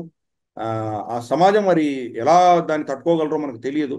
సిఏఏ ఆ డేట్ లిమిట్ తీసేసి ఎప్పుడు హిందువులకు అక్కడ కష్టం వచ్చినా భారతదేశంలో వచ్చి ఇక్కడ పౌరసత్వం తీసుకునే వెసులుబాటు కలిగించేటువంటి చట్టం తీసుకురావాలని మనం ప్రభుత్వాన్ని డిమాండ్ చేయాలి. ప్లస్ కనీసం అది లేనంత వరకు వాళ్ళకి లాంగ్ టర్మ్ వీసా ఉండి వాళ్ళు ఎప్పుడైనా భారతదేశానికి వాళ్ళకి అల్లర్లు అయితే కనుక భారతదేశంలో వచ్చి శరణు తీసుకునేటువంటి లాంగ్ టర్మ్ వీసాలైనా హిందువులకు ఇచ్చేటువంటి వెసులుబాటు కలిగించాలని మన ప్రభుత్వాన్ని కోరాలి. పరిస్థితి మాత్రం బంగ్లాదేశ్లో చాలా దారుణంగా ఉన్నది ప్రస్తుతానికి. నిజంగానే అది మరి బంగ్లాదేశ్ నుంచి చాలా మంది ముస్లింలు వస్తున్నారు కదా సార్, బెంగాల్లో బతుకుతున్నారు, అక్కడ ఇక్కడ బతుకుతూనే ఉన్నారు. మరి హిందువులు ఎందుకు, వాళ్ళకెందుకు ఈ చట్టాలు ఇవన్నీ పనిచేస్తాయి? నిజంగానే మనం అడగాలేమో సీరియస్ గానే. ముస్లింస్కి ఏమో ఆధార్, ఇప్పుడు తెలుసా మీకు, రీసెంట్ గా నాకు ఒక అతను ఫోన్ చేశారు, సంగారెడ్డి దగ్గర బంగ్లాదేశ్ నుంచి వచ్చినటువంటి కొంతమంది ముస్లింస్ కి ఆధార్లు లేకపోతే బర్త్ సర్టిఫికెట్లు కూడా ఇష్యూ చేశారని. సరే అది కొంచెం అది లీగల్ గా అదేంటి అనేది కొంచెం ఎంక్వైరీ చేయాలని నేను చెప్పాను, కొంచెం డీటెయిల్స్ కనుక్కుంటూ ఉన్నారు. అంటే నిజంగా ఈ అడపదడప ప్రతి ప్లేస్ లో జరుగుతూనే ఉన్నాయి, అందరికీ ఆధార్లు వస్తున్నాయి, అందరికి బాగానే ఉన్నాయి. సిఏఏలు ఓన్లీ హిందువులకేనా? యాక్చువల్గా సోషల్ మీడియాలో ఇప్పుడు వీడియోలు చాలా వైరల్ అయ్యాయి. ఎలా వీసా లేకుండా భారతదేశంలోకి రావచ్చో చాలా వీడియోలు రిలీజ్ చేశారు బంగ్లాదేశ్ సైడ్. మన బార్డర్ ఫెన్సింగ్ తర్వాత నీళ్లు పోవడానికి తూములు ఉంటాయి కదా, దాంట్లో నుంచి వాళ్ళు వచ్చేస్తున్నారు. ఎక్కడెక్కడ గ్యాప్స్ ఉన్నాయో ఆ గ్యాప్స్ నుంచి వస్తున్నారు వాళ్ళు. సో సునాయాసంగా వాళ్ళు ముస్లిమ్స్ అయితే రాగలుగుతున్నారు. వాళ్లకు మమతా బెనర్జీ లాంటి వాళ్ళు వాళ్ళకి శరణు ఇస్తున్నారు. పైపెచ్చు ఆమె అఫీషియల్ స్టేట్మెంట్ ఇస్తుంది, మీ దేశం నుంచి మీరు వెళ్ళిపోదలుచుకుంటే బంగ్లాదేశ్కి వెస్ట్ బెంగాల్కి రండి, మేము మీకు శరణ్ ఇస్తామని చెప్పి ఆవిడ డిక్లేర్ చేస్తోంది. ఆవిడ వేరే దేశం అనుకుంటోందా ఏంటో నాకు అర్థం కావట్లేదు. వెస్ట్ బెంగాల్ అన్నది ఈ దేశంలో ఒక స్టేట్ మాత్రమే, ఆ విషయం అర్థం చేసుకోవాలి. సో బంగ్లాదేశ్ దాన్ని వ్యతిరేకించింది, కానీ హిందువులు వస్తే మాత్రం ఆవిడ దాన్ని యాక్సెప్ట్ చేయదు. సిఏ అది యాక్చువల్లీ ఒక రకంగా చెప్పాలంటే Mamata Banerjee is very clear sir. నేను ఇప్పుడు ఈ మాట అనొచ్చు కానీ Mamata Banerjee is very clear at her vote bank. So ఆమె తన ఓటు బ్యాంక్ అనుకుంటున్న వ్యక్తుల్ని ఆమె ప్రొటెక్ట్ చేయాలనుకుంటోంది. హిందువులు ఓటు బ్యాంక్ అనుకుంటున్న వాళ్ళు కూడా అదే పని చేయాలంటాను నేను లిటరల్లీ. అంటే హిందువులు ఓటు బ్యాంక్ అనుకునే వాళ్ళు ఎలాగో మాకు తప్ప ఓటు వెయ్యరు అనుకోవడమే మన ప్రమాదం. మరి ఇంకా మరి ఓటు బ్యాంక్ అనుకుంటే, ఇప్పుడు ఓటు బ్యాంక్ అనుకున్నారు అనుకోండి, ముస్లిమ్స్ ఓటు బ్యాంక్ అనుకున్నందుకు ముస్లిమ్స్ కి ఫేవరబుల్ గా పనిచేస్తున్న పార్టీలు అన్ని ఉన్నాయి కదా. Rahul Gandhi is very clear, Mamata Banerjee is very clear, అందరూ వాళ్ళు క్లియర్ గా ఉన్నారు. సో హిందూ ఓటు బ్యాంక్ అనుకుంటున్న వాళ్ళు హిందువుల కోసం నిలబడాలి మరి at least. Unfortunately Hindu vote bank అన్నది లేదు. హిందువులకు నిజంగా వీళ్ళు ఓటు బ్యాంక్ గా వీళ్ళని సమర్థించాలి అన్నటువంటి వాళ్ళు లేరు అన్న పరిస్థితి ఈరోజు చూస్తున్నాం మనం. హిందూ అన్నవాడికి రక్షణ లేకుండా ఉన్న పరిస్థితులు చాలా. ఐ రిక్వెస్ట్, ఇప్పుడు నేను ఈ వేదిక ద్వారా I request even Bandi Sanjay గారు హిందూ ఓటు బ్యాంకును నిర్మిస్తామని చెప్పిన బండి సంజయ్ గారే ఉన్నారు యాక్చువల్లీ. ఐ రిక్వెస్ట్ హిమ్, ఆయన ఇప్పుడు హోమ్ మినిస్టర్లోనే ఎంఓఎస్ అయ్యారు. ఐ రిక్వెస్ట్ ఎవరైతే హిందువులు అక్కడ, ఇప్పుడు మీరు చెప్పారు కదా బంగ్లాదేశ్ లో ఉన్న వాళ్ళు చాలా మంది ఇబ్బందులు పడుతున్నారని, అట్లాంటి వాళ్ళు ఇక్కడికి వచ్చినప్పుడు వాళ్లకు ఏదైనా ఒక ఆశ్రయం కల్పించడానికో లేకపోతే వాళ్ళని తీసుకురావడానికో ఏదో ఒక ప్రయత్నం అయితే జరగాలి. ఐ రిక్వెస్ట్ డెఫినెట్లీ మనం ఇది డిమాండ్ గానో రిక్వెస్ట్ గానో చేయాలేమో నిజంగానే. It should be. మనం మాట్లాడుతుంటే నాకు ఇప్పుడు మీరు మీరు చెప్తుంటే నాకు కళ్ళల్లో నీళ్లు వస్తున్నాయి నిజంగా. ఆ టైంలో మనం అక్కడ ఉన్న వాళ్ళ ఆక్రందన మనం చూసాం బంగ్లాదేశ్ లో. చిన్న రుద్రాభిషేకం చేసిన రోజులు లేవు అక్కడ. ఎవరు అక్కడ ఏదో ఒక చిన్న పూజ చేస్తే వచ్చి ఆడవాళ్ళు మగవాళ్ళు వాళ్ళందరూ వచ్చి మీకు దండం పెట్టిన రోజు ఆ కళ్ళు నేను ఆ రోజు చూశాను. నేను అంటే వాళ్ళకు ఎవరో ఒకళ్ళు మమ్మల్ని ఆదరిస్తారు అని హక్కున చేర్చుకుంటారని అనుకుంటున్న వాళ్ళకి కనీసం మనం పట్టించుకోకుండా వాళ్ళ చావు వాళ్ళు చేస్తారు అనుకున్నట్టుగానే మనం బిహేవ్ చేస్తే ఇంకెందుకు సార్? అధికారంలో ఉన్నా లేకపోయినా waste. Correct, absolutely right. In fact మనం బడ్జెట్ వాళ్ళ కోసం పెట్టాలని మనం డిమాండ్ చేద్దాం ప్రభుత్వం నుంచి. వాళ్ళని రీహాబిలిటేట్ చేయడానికి బడ్జెట్ కావాలి. మనం యాక్చువల్గా ప్రపోజ్ చేసాం అప్పుడు. మేబీ బండి సంజయ్ గారితో మీరు నెక్స్ట్ టైం మాట్లాడినప్పుడు ఈ ప్రస్తావన తీసుకురండి. వాళ్ళకు యాత్రా వీసా అని ఇద్దాం మనం. ఈ దేశంలో యాత్రా వీసాకి కనీసం అంటే 2 ఏళ్ళు 3 ఏళ్ళు వీసా ఉంటుంది. వాళ్ళకి ఎప్పుడు గొడవలు వచ్చినా కనీసం ఆ యాత్రా వీసా వాడుకొని ఇక్కడికి వస్తారు. వాళ్ళకి వీసా రావడానికి సంవత్సరం పైన పడుతుందిట హిందువులకి. 6 ఇచ్చిన వీసా 6 నెలలకు మాత్రమే ఇస్తారంట. సో అది ఏదో మెడికల్ వీసా ఇటువంటివి అయితే దొరుకుతాయి, కానీ మిగతా వాడికి చాలా కష్టంగా దొరుకుతుంది వీసా వాళ్ళకు. సో మరి అటువంటి పరిస్థితుల్లో వాళ్ళు బతకలేనటువంటి పరిస్థితి ఈరోజు ఉన్నది. మనం చట్టగ్రామ్లో మనం చూసాం అక్కడ ఎంతమంది మనకు స్వాతంత్ర సైనికులు ఉన్నారు. మనకు దాదా సేన్ ఆయన యొక్క దీనికి కూడా వెళ్ళి మెమోరియల్ కూడా వెళ్ళొచ్చాము. ప్రణబ్ ముఖర్జీ వెళ్ళారు అక్కడికి. ఇటువంటివి ఎన్నో ప్రాంతాలు అక్కడంతా కూడాను హిందువులు మెజారిటీ ఉన్నటువంటి ప్రాంతాలన్నీ కూడా ఈరోజు టార్గెట్లోకి వచ్చాయి. మరి భారత ప్రభుత్వం సీరియస్గా దీని గురించి ఆలోచించాలి. సరే, బంగ్లాదేశ్లో ఉన్నటువంటి ప్రాబ్లం ఒక ఎత్తు అయితే, మరి వెస్ట్ బెంగాల్లో ఉన్న హిందువుల గురించి సీరియస్గా ఆలోచన చేయవలసిన ఆవశ్యకత తప్పకుండా ప్రభుత్వం మీద ఉన్నది. చూద్దాం మరి వీళ్ళు ఎలా స్పందిస్తారో వెయిట్ చూద్దాం. యాక్చువల్లీ చైనాకి సంబంధించిన విషయాలు చాలా ఉన్నాయి. చైనా విషయాల్లోకి వెళ్లే ముందు ఫస్ట్ మొయిజు, మాల్దీవ్స్ కి సంబంధించినటువంటి మాల్దీవ్స్ ప్రెసిడెంట్ మొహమ్మద్ మొయిజు భారతదేశం చేసిన సాయానికి ఆయన థ్యాంక్స్ చెప్పారు, ధన్యవాదాలు చెప్పారు. And Maldives external affairs minister కూడా ఇండియాకి వస్తున్నారు. సో బేసికలీ మొయిజు లేదా మొయిజు చేసినటువంటి తీవ్రమైన వ్యాఖ్యలు, ఆయన భారత వ్యతిరేకత ఇవన్నీ ఉన్నప్పటికీ కూడా భారతదేశం మాల్దీవ్స్ కి సాయం చేయడాన్ని మనం ఎట్లా అర్థం చేసుకోవాలి? ఇది చైనా ఉక్కు కౌగిలి నుంచి వాళ్ళని విడిపించడం వల్ల స్ట్రాటజిక్ గా మనకు కలిగే ప్రయోజనాలు ఏంటి ఒకసారి చెప్తారా? మనకు భారతదేశం మోడల్ కి చైనా మోడల్ కి చాలా తేడా ఉన్నది. చైనా ఏం చేస్తుంటే నేతల మీద ఇన్వెస్ట్ చేస్తుంది. ఎందుకంటే వాళ్ళ దేశంలోనే ప్రజాస్వామ్యం లేదు కాబట్టి, ప్రజల యొక్క ఆలోచన, ప్రజల యొక్క కోరిక వాళ్ళకు పట్టదు కాబట్టి మిగతా దేశాల్లో కూడా వాళ్ళు అలాగే చూస్తారు.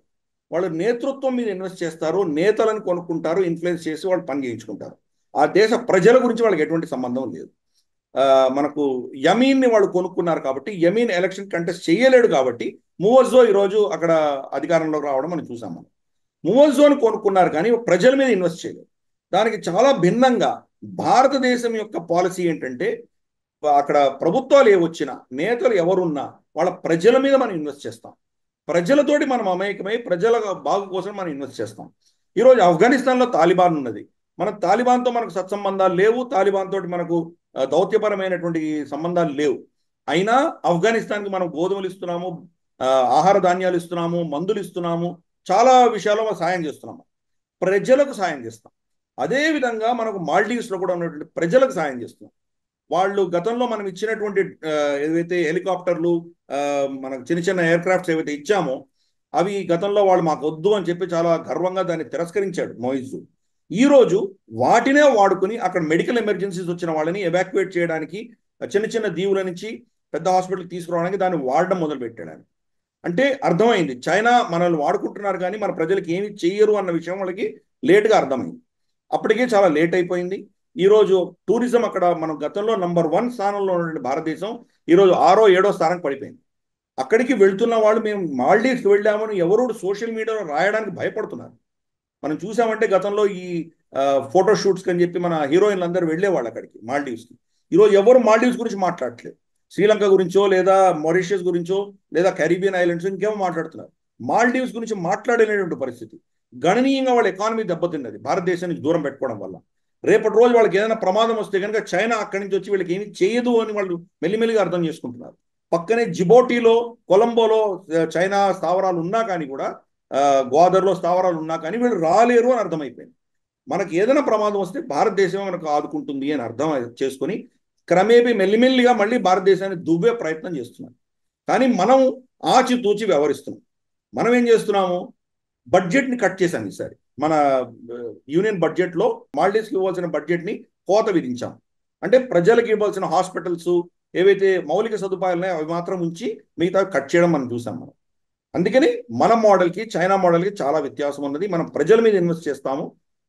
మరి ఆ ప్రభుత్వం ఇప్పటికైనా బుద్ధి తెచ్చుకుని ఈ చైనా ప్రేమలో పడి వాళ్ళు నష్టపోయినటువంటి విషయాలు అర్థం చేసుకుని మళ్ళీ బయటకు వచ్చి అసలైన మిత్రుడు ఎవరు, వాళ్ళకి అసలైనటువంటి సహాయం ఎక్కడి నుంచి వస్తుంది తెలుసుకుంటే వాళ్ళు బాగుపడతారు. ఈ ప్రాంతాన్ని కూడా వాళ్ళు కొంత సురక్షితంగా ఉంచగలరు. ఇప్పటికి కూడా చైనా నుంచి వాళ్ళు వాళ్ళ స్పై షిప్లను అలౌ చేస్తున్నారు. వాళ్ళు స్పై షిప్లు కూడా వచ్చి ఏం చేస్తున్నారు, మాల్డీవ్స్లో ఏముందని వాళ్ళు చెక్ చేయడానికి, భారత స్థావరాలని వాళ్ళు ఇక్కడి నుంచి రికార్డ్ చేయడానికి వస్తున్నారు. మన శ్రీహరికోట కావచ్చు, లేదా మన న్యూక్లియర్ కూడంకులం ప్లాంట్ కావచ్చు, లేదా మన స్థావరాలు కావచ్చు, మన ఆర్మీ ఎయిర్ ఫోర్స్ బేసెస్ కావచ్చు. ఇక్కడ ఏం మాట్లాడుకుంటున్నారు, మన శక్తి ఏంటి వాళ్ళు చెక్ చేయడానికి చైనా వస్తాం. చైనాకు మీరు ఇలాగే ఒత్తాసు పలుకుతూ వెళ్ళారంటే కనుక మీ అస్తిత్వం కోల్పోయి మీరు చైనాకు బానిసలుగా తయారవుతారు అని మనం వాళ్ళకి వార్నింగ్ ఇచ్చాము. అన్ఫార్చునేట్లీ గతంలో వాళ్ళు బేఖాతరు చేశారు. ఇప్పుడైనా బుద్ధి వస్తుందేమో, వేచి చూద్దాం. ఓకే, సో ఇక చైనాలో థర్డ్ ప్లేనం జరిగింది సార్. చైనాకు సంబంధించినటువంటి చైనా కమ్యూనిస్ట్ పార్టీ థర్డ్ ప్లేనం అనేది చాలా ఇంపార్టెంట్ రోల్ పోషిస్తుంది అని అంటారు. వాళ్ళ దిశ మార్చడానికి కానివ్వండి, ఆ దేశ ముఖ్యంగా ఆ పార్టీకి సంబంధించి వాళ్ళ దేశానికి సంబంధించి ఒక నెక్స్ట్ చేంజెస్ కానివ్వండి, రిఫార్మ్స్ కానివ్వండి, ఏవైనా కానీ ఇక్కడే నిర్ణయం తీసుకుంటారు అని చెప్తారు. సో ఇప్పుడు షీ జిన్పింగ్ ఇందులో చాలా కీలకమైన నిర్ణయాలు తీసుకుంటున్నారని, అదేంటి సంస్కరణల బాట పడుతున్నారని ఇట్లాంటి కొన్ని వార్తా కథనాలు రావడము ఇవన్నీ చూసాం మనం. సో బేసికల్లీ ఈ థర్డ్ ప్లేనం అనే కాన్సెప్ట్ అర్థం ఏంటి, ఉద్దేశం ఏంటి, అండ్ సిపిసి ఈ కమ్యూనిస్ట్ పార్టీ ఆఫ్ చైనా ఏం నిర్ణయాలు తీసుకుంది, దీని అవుట్కమ్ ఏంటి ఒకసారి చెప్తారా? అంటే మనకు అది ఒక మన పార్లమెంట్ సెషన్ లాంటిది. ప్రమాణమే 5,000 మంది డెలిగేట్స్ అక్కడ కలుస్తారు. కీలకమైనటువంటి ఎకనామిక్, మన ఆర్థిక పరమైనటువంటి నిర్ణయాలు అక్కడ తీసుకోవడం జరుగుతుంది. అక్కడ ఆర్థికమైన నిర్ణయాలు అక్కడ తీసుకున్న ఆర్థిక నిర్ణయాల ఆధారంగా రాబోయే సంవత్సరాలన్నీ కూడా దాని ఆధారంగా వాళ్ళు ఇంప్లిమెంటేషన్ అంతా జరుగుతుంది. ఈసారి పెద్ద అనౌన్స్మెంట్స్ జరుగుతాయి అని అందరూ ఎక్స్పెక్ట్ చేశారు. ఎందుకు, వాళ్ళ ఎకానమీ చాలా దెబ్బతిని ఉంది. మనకు తెలుసు, గ్లోబల్ రౌండప్లో చాలా డీప్గా మనం దీని గురించి చర్చిస్తున్నాము. ఇన్ఫ్యాక్ట్ ఈవెన్ నేషనల్ మీడియా కంటే కూడా ముందర మాట్లాడింది మనమే. వాళ్ళ ఎవర్ గ్రాండే కొలాప్స్ గురించి ఫస్ట్ మనమే మాట్లాడాం మనము. అలాగే మనకి ఇతరత్ర వాళ్ళ ఏవైతే రియల్ ఎస్టేట్ కంపెనీలు ఉన్నాయో ఇవన్నీ కూడాను మనం క్రమేపీ క్షీణిస్తుండగా మనం అంతా మాట్లాడాం దాని గురించి. రియల్ ఎస్టేట్ కొదేలైంది, తర్వాత వాళ్ళ ఎక్స్పోర్ట్ మార్కెట్ దెబ్బతినింది, తర్వాత వాళ్ళ ఎక్స్పాట్ పాపులేషన్ రావడం మానేశారు. ఈ మీరు చేసినటువంటి కోవిడ్లో చేసినటువంటి చిత్రహింసలు కావచ్చు, లేదా మీరు తీసుకొచ్చినటువంటి ఆ స్పై చట్టం ఏదైతే ఉందో దాని భయం కావచ్చు, మొత్తానికి వాళ్ళు రావడం మానేశారు. అలాగే మీరు ఇంతమందితో కయ్యానికి కాలు రూపేసరికి సప్లై చైన్స్ అన్ని మార్చే దిశగా చాలా మంది ప్రయత్నాలు చేస్తున్నారు. క్రమేపీ మీ దగ్గర నుంచి పెట్టుబడులు వెళ్ళిపోతున్నాయి చైనా నుంచి. మనకు ఫాక్స్కాన్ లాంటి వాళ్ళు భారతదేశానికి వస్తున్నారు. ఇంకా మిగతా కంపెనీలన్నీ వియట్నాం, థాయిలాండ్, ఫిలిప్పైన్స్ అక్కడికి వెళ్ళిపోతున్నారు. ఈ పరిస్థితులలో పెద్ద పెద్ద మార్పులు షీ జిన్పింగ్ తీసుకొస్తారు అని అందరూ భావించారు. అన్ఫార్చునేట్లీ ఈరోజు షీ జిన్పింగ్ క్యాబినెట్లో ప్రపంచవ్యాప్తంగా ఉన్న ఎకానమీని అర్థం చేసుకొని చైనాలో ఉన్నటువంటి ఆర్థిక పరమైన సమస్యలను అర్థం చేసుకోగలిగినటువంటి వ్యక్తి ఎవరూ లేరు. గతంలో ఉన్నటువంటి వాళ్ళ ప్రధాని ఎవరైతే లీ కిత్చాంగ్ ఉన్నారో ఆయనకు కొద్ది గొప్ప అవగాహన ఉండేది. ఆయనని పదవి నుంచి తీసేయడమే కాదు, ఆయన చనిపోవడం కూడా జరిగింది. బహుశా ఆయన చంపేసి ఉంటారని కూడా చాలా మంది అంటున్నారు. ఆయన చనిపోయారు. కాబట్టి ఇప్పుడు ఎకానమీ తెలిసినటువంటి వాడు ఎవరూ లేరు. ఈరోజు వాళ్ళ ప్రధాని ఎవరైతే లీ క్యాంగ్ ఎవరైతే ఉన్నారో ఆయన ఒక షాంఘాయ్ మున్సిపల్ మేయర్గా ఉన్నాడు, కానీ ఆయనకు నిజంగా ప్రపంచవ్యాప్తంగా ఎకానమీ గురించి ఏమీ తెలియదు. అటువంటి పరిస్థితుల్లో ఈ చైనీస్ ప్లెనంలో వచ్చేసి మనకు ఏదో కొంత పెద్ద మార్పులు వస్తాయి, పెద్ద నిర్ణయాలు వస్తాయని అనుకున్నాం, కానీ అవి ఏం జరగలేదు. పైపెచ్చు షీ జిన్పింగ్ యొక్క స్టేట్మెంట్లో రిఫార్మ్స్ అండ్ ఓపెనింగ్ అప్ అని రెండు మాటలు చెప్పారు ఆయన. రిఫార్మ్స్ అంటే అందరూ ఏమనుకుంటారు, బహుశా డెంగ్ షాపింగ్ లాగా మళ్ళీ చాలా సరళీకృతం చేస్తారు, అన్ని పెట్టుబడులు వస్తాయి, ఇటువంటి ఆలోచనలు అందరికీ ఉండిండొచ్చు కాదు. కానీ చైనీస్ పరిభాషలో, షీ జిన్పింగ్ పరిభాషలో రిఫార్మ్స్ అంటే కనుక ఇప్పుడున్న సిస్టంలో ప్రైవేట్ పెట్టుబడులు తర్వాత విదేశీ హస్తం ఎంత డీప్గా ఉందో దానిని రిఫార్మ్ చేయాలి అని ఆయన అనుకుంటున్నాడు. అంటే ప్రభుత్వ రంగము తర్వాత తన అధీనంలోకి ఎక్కువగా ఎకానమీ తీసుకోవాలన్న భావజాలం ఆయనకున్నది. అంటే డెంగ్ షాపింగ్కి కంప్లీట్గా వ్యతిరేకంగా మావో జెడాంగ్ పద్ధతిలో మళ్ళీ వెళ్లే ప్రయత్నం ఆయన చేస్తున్నారు. ఇది అక్కడ ఉన్నటువంటి పెద్ద డేంజరస్ సిచ్యువేషన్ ఈరోజు చైనాలో. ప్లస్ ఓపెనింగ్ అప్ అంటున్నాడు ఆయన. ఓపెనింగ్ అప్ అంటే ఏ ఆధారంగా చెప్తున్నాడు ఆయన? మీరు పెట్టినట్టు చట్టాలన్నీ ఏమో ఇక్కడ వచ్చిన వాళ్ళని స్పైస్ కింద మీరేమో జైల్లో పెడతారు, లేదా వాళ్ళ ఏదైతే ఇన్వెస్ట్మెంట్స్ ఉన్నాయో హాంకాంగ్ నుంచి వచ్చిన ఇన్వెస్ట్మెంట్స్ని ఈ దేశం నుంచి వెనక్కి బయటికి తీసుకువెళ్ళలేకుండా మీరు రూల్స్ పెడతారు. వచ్చినటువంటి ఎక్స్పాట్స్ అందరినీ ఏదో విధంగా వాళ్ళని సతాయించడం ఇవన్నీ చేస్తుంటే కనుక వాళ్ళు ఇక్కడి నుంచి పారిపోయారు. మరి ఎలా ఓపెన్ అప్ చేయగలరు మీరు? మీ ఎకానమీలో మళ్ళీ ఇన్వెస్ట్ చేయడానికి ఎవరు వస్తారు? రమారమి 1%కి కుదేలైంది. ప్రీ కోవిడ్ ఎంత ఇన్వెస్ట్మెంట్స్ వచ్చేవో ఆ దేశంలో ప్రస్తుతానికి 1%కి కుదేలైంది. అంత దారుణమైన పరిస్థితి ఈరోజు చైనాలో ఉన్నది. కాబట్టి ఈ ప్లెనంలో మనకేం తేలలేదు, కానీ ప్లెనం తర్వాత జరిగినటువంటి కొన్ని ఘటనలు కొన్ని ప్రశ్నలు వదులుతున్నాయి అక్కడ. నార్మల్గా ఏంటంటే ఇటువంటి పెద్ద ఘటనలు జరిగినప్పుడు షీ జిన్పింగ్ని పెద్ద ఎత్తున పొగడడం అన్నది గతంలో ఆనవాయితీగా ఉండేది.